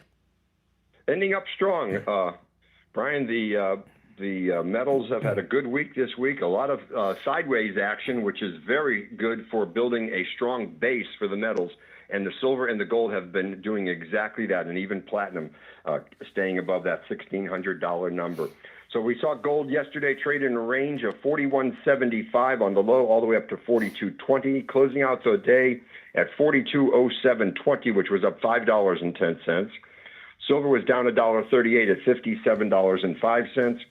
Platinum was down $28 at $16.43, and palladium was down $18 at $14.28. In a push to regain all those losses, we see gold up $24 this morning. Wow! At $4,231.20, $42.31.20, up $24, trading in a range overnight of $41.94 to $42.40. Right now, silver's up $1.15, regaining most of yesterday's losses, back up over $58 at $58.20 the ounce, up $1.15. Platinum up $3 at $1,646. And palladium up $12 at $1,440. So a good week for the precious metals, nicely above the $4,200, and not just, but only maybe $100 or so away from our all-time highs. So that's amazing. Gold and the precious metals performing excellent, and I believe the stage is set for possibly even new record highs before we get out of this into the new year. This is a beautiful time. You know, obviously we talk about buying the metals all the time, but one of the things you do, William, we don't talk about too much. There are a lot of people that are into the, not the investing part of the metals, but the collecting of coins and monies and stuff. And you help people that are into collections. Can you talk about that for a moment? Absolutely. We deal with a lot of collectors in almost all the realms. We have in stock coins from the ancient world, Greece, Roman, all the way to modern times. There's hardly any area of numismatics that we don't have in stock to offer collectors. And if we don't have it, we can certainly get it through our large network of dealers and auctions that we are part of and participate in all around the world. So, yep, we're happy to build a collection and make it something that you can pass on to generations to be very proud of. Yeah, and people call you that are looking for a particular coin or a bill or something like, and you can help people track down that missing part of their collection they're looking to fill, right? Absolutely, yes. As I said, we have a large network of dealers that we're part of that we can just about find anything you're looking for. Yeah. Of course, don't forget that we also have our own collection on our display through our virtual museum online at hometowncurrency.org. Hometowncurrency.org has the largest collection of Florida numismatics ever assembled. It's the largest collection of Florida paper money, tokens, everything about Florida you can imagine. Over 144 different categories of Florida financial instruments are covered in our museum collection. Absolutely. Check that out. And one last thing I just want to mention. You mentioned about the auctions. You know, people, you don't want to do that on your own, guys. You make sure people are paying the right amount for these things, you know, because you go to the auctions. Can you talk about that for a moment? Yes, absolutely. The auctions can be a great way to acquire things, but they're very difficult and dangerous for people who don't know what they're doing to get caught up in that. So that's why we work with the clients and do the bidding for you so that you don't get caught up in auction mania and end up paying twice what you should be paying for an item. Patience and putting together your collection over a period of time is the way to do it. Yeah. And we guide you along those lines to prevent you from the pitfalls that there are in collecting anything. So William Youngerman does it all, and as you can see, and there's still much more that he does other than what we've mentioned here, but they open up at 10, so give them a call. The number is toll-free 800-327-5010, 1-800-327-5010, located in Boca on the first floor of the Bank of America building at 150 East Palmetto Park Road in Boca. And you can find both the address and phone number online at williamyoungerman.com. All right, William Youngerman, we will talk on Monday. Okay, have a wonderful weekend. All right, take care. All right, let's go back to the phones. You're on the air. What's your name? Where are you calling from? Morning, Brian. It's JJ from Mass. Hey, JJ. Hey, I think that your theory on the bomber, I think, is pretty plausible. I think there's a number of things that were going on here. I mean, this was the Biden administration after all when all this stuff happened. But I think he could be part. To me, I've always thought of him as being part of the op, but he could be a lone wolf or programmed. And well, the grandmother says he kind of has Down syndrome. His grandmother said yesterday to a reporter, "This guy's perfect for their recruitment." Patsies don't know they're patsies necessarily. Exactly. I was thinking the same thing because he's a perfect target for use and not without really knowing it, because it always kind of why put a bomb at both it basically to create chaos, to pull people away. The whole thing to me is just maybe a few people, to me, I think it was an op, and a few people knew who this guy was, but it wasn't because of the FBI. I think the narrative at the time, Trump's special forces, attacking the Capitol with MAGA hats, that, the white supremacy traitors, yes. Hitler, all that stuff was working, and the lawfare, and they just, why mess? Well, guys, I want you to think, a local, I can't remember who found the pipe bombs. Was it a local cop? I don't remember. I don't either. But the pipe bombs got discovered early in the morning. So, I mean, I want you guys to imagine, as bad as what they did on January 6th was, what would have happened if 2 bombs went off at the political headquarters on top of everything else? Where would the country be today? Right? And if you remember with what happened already, they cut President Trump off from communication. He was the sitting president. They cut him off all the media, television, online. He was basically isolated in the White House. He couldn't even hardly make a phone call during the chaos. And if 2 bombs went off, a lot of things were going on with Jay. Heck yeah. They pulled a lot of people in. They got them into a confined area, and then all it takes is a few provocateurs. I mean, to me, BLM, Antifa, intelligence agencies. There were so many of them involved in all that crap. Just stir it up, and then they've got their show to paint a picture how they want. You know, they write the history through the history of the days through the media. Listen, I'm up against the clock, so I got to run. So I'll give you the last word. Well, I'm glad they caught this guy. I think Bongino, Pam, and Dan, Kash, excuse me, have redeemed Pam, themselves. Cash, and Dan. They've been redeemed. They're doing a fantastic job. Yeah, absolutely. They've been redeemed. You know, I was going to take off today because I told you I had my first holiday Christmas party last night, and I was up many hours past my bedtime to be here. But I'm here today, and I am so energetic. You know why that is? Coastal Weight Loss Secret, and I lost all this weight. You know, before I lost all this weight, I would not have had the energy to be up as late as I was last night and up at 2 a.m. and here with you guys today on the show. It's amazing. Call Coastal Weight Loss Secret. You know, when I went to this holiday party last night, everybody was decked out in their best. You know, holiday parties are like proms. Everyone, they get all dressed up and everything. You want to look great. You have time to lose that weight before your New Year's party, before your Christmas party, your family events. Remember, Coastal Weight Loss Secret can help you no matter where you are in the United States. Give them a call, 561-247-6300, 561-247-6300, and online, coastalweightlossecret.com. You're on the air. What's your name? Where are you calling from? Brian from Deerfield. Oh, hey, Brian. Hey, Brian, how are you today? All right. I had a couple of things I wanted to talk about when I saw that tape of President Trump's statement that Jesus Christ is his Lord and Savior. Beautiful. At a massive public forum. Incredible. Prophetic implications are huge. We were told that a giant spiritual revival is about to take place in this country. I didn't think that President Trump would actually be part of it, but it looks like he may be. I mean, this guy is such a leader on many fronts. He's transparent. And now for him to make that public statement, I have never heard a president make a statement like that. No, I haven't Not either. With that passion. They might tell a generic story about the wise men or something, but that was from the heart. Our Lord and Savior, Jesus Christ. Yes. It's a public testimony at a huge public forum. Jesus Christ is my Lord and Savior. I mean, you talk about a leader. I mean, this guy. But I do believe, though, he's got some worries that ordering deadly military actions. Yeah. He's almost, you know, he's a conscientious objector. I can tell. Right. But he's he's doing what he's got to do, and you know, I mean, that's how I feel. Yeah. Well, he's kind of put into that situation as a commander-in-chief, and he takes that very seriously. But his expression of faith, Brian, I mean, it was incredible. This guy is the real deal. You know, this is a pet peeve of mine, but I hate when people generically, they're afraid to say Jesus or Jesus Christ, so they say the Lord. Right. And I know there's nothing wrong with saying the Lord, but a lot of times people say the Lord because they're afraid to say Jesus.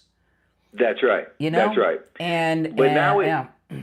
Now we have somebody leading us who, in the White House, who is expressing this, and this is a great moment.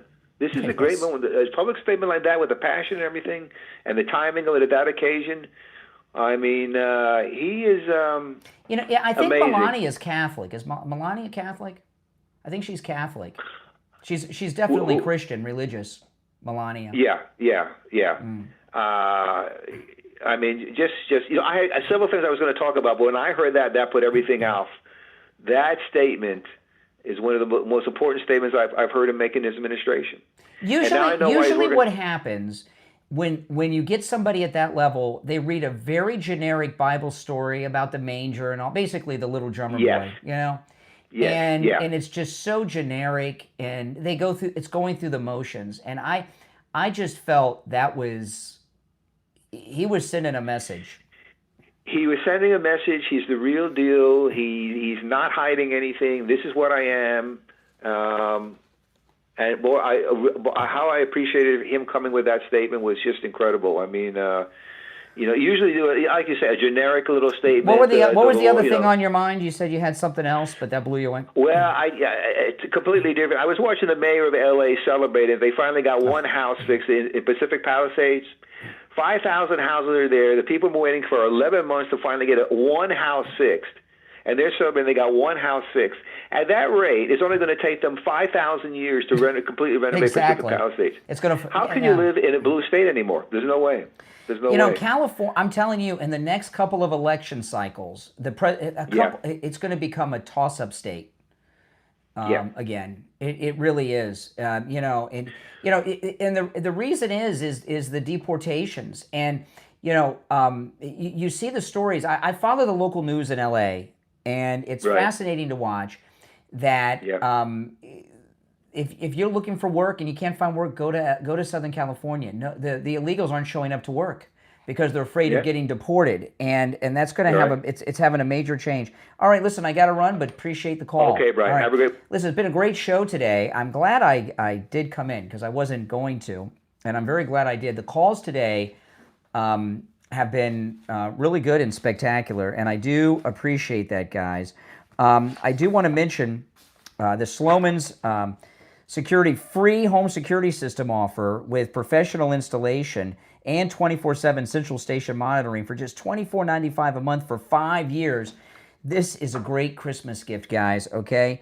Your Sloman's home security system includes a touchscreen keypad, 3 door or window sensors, a motion detector, notifications, and remote keypad access.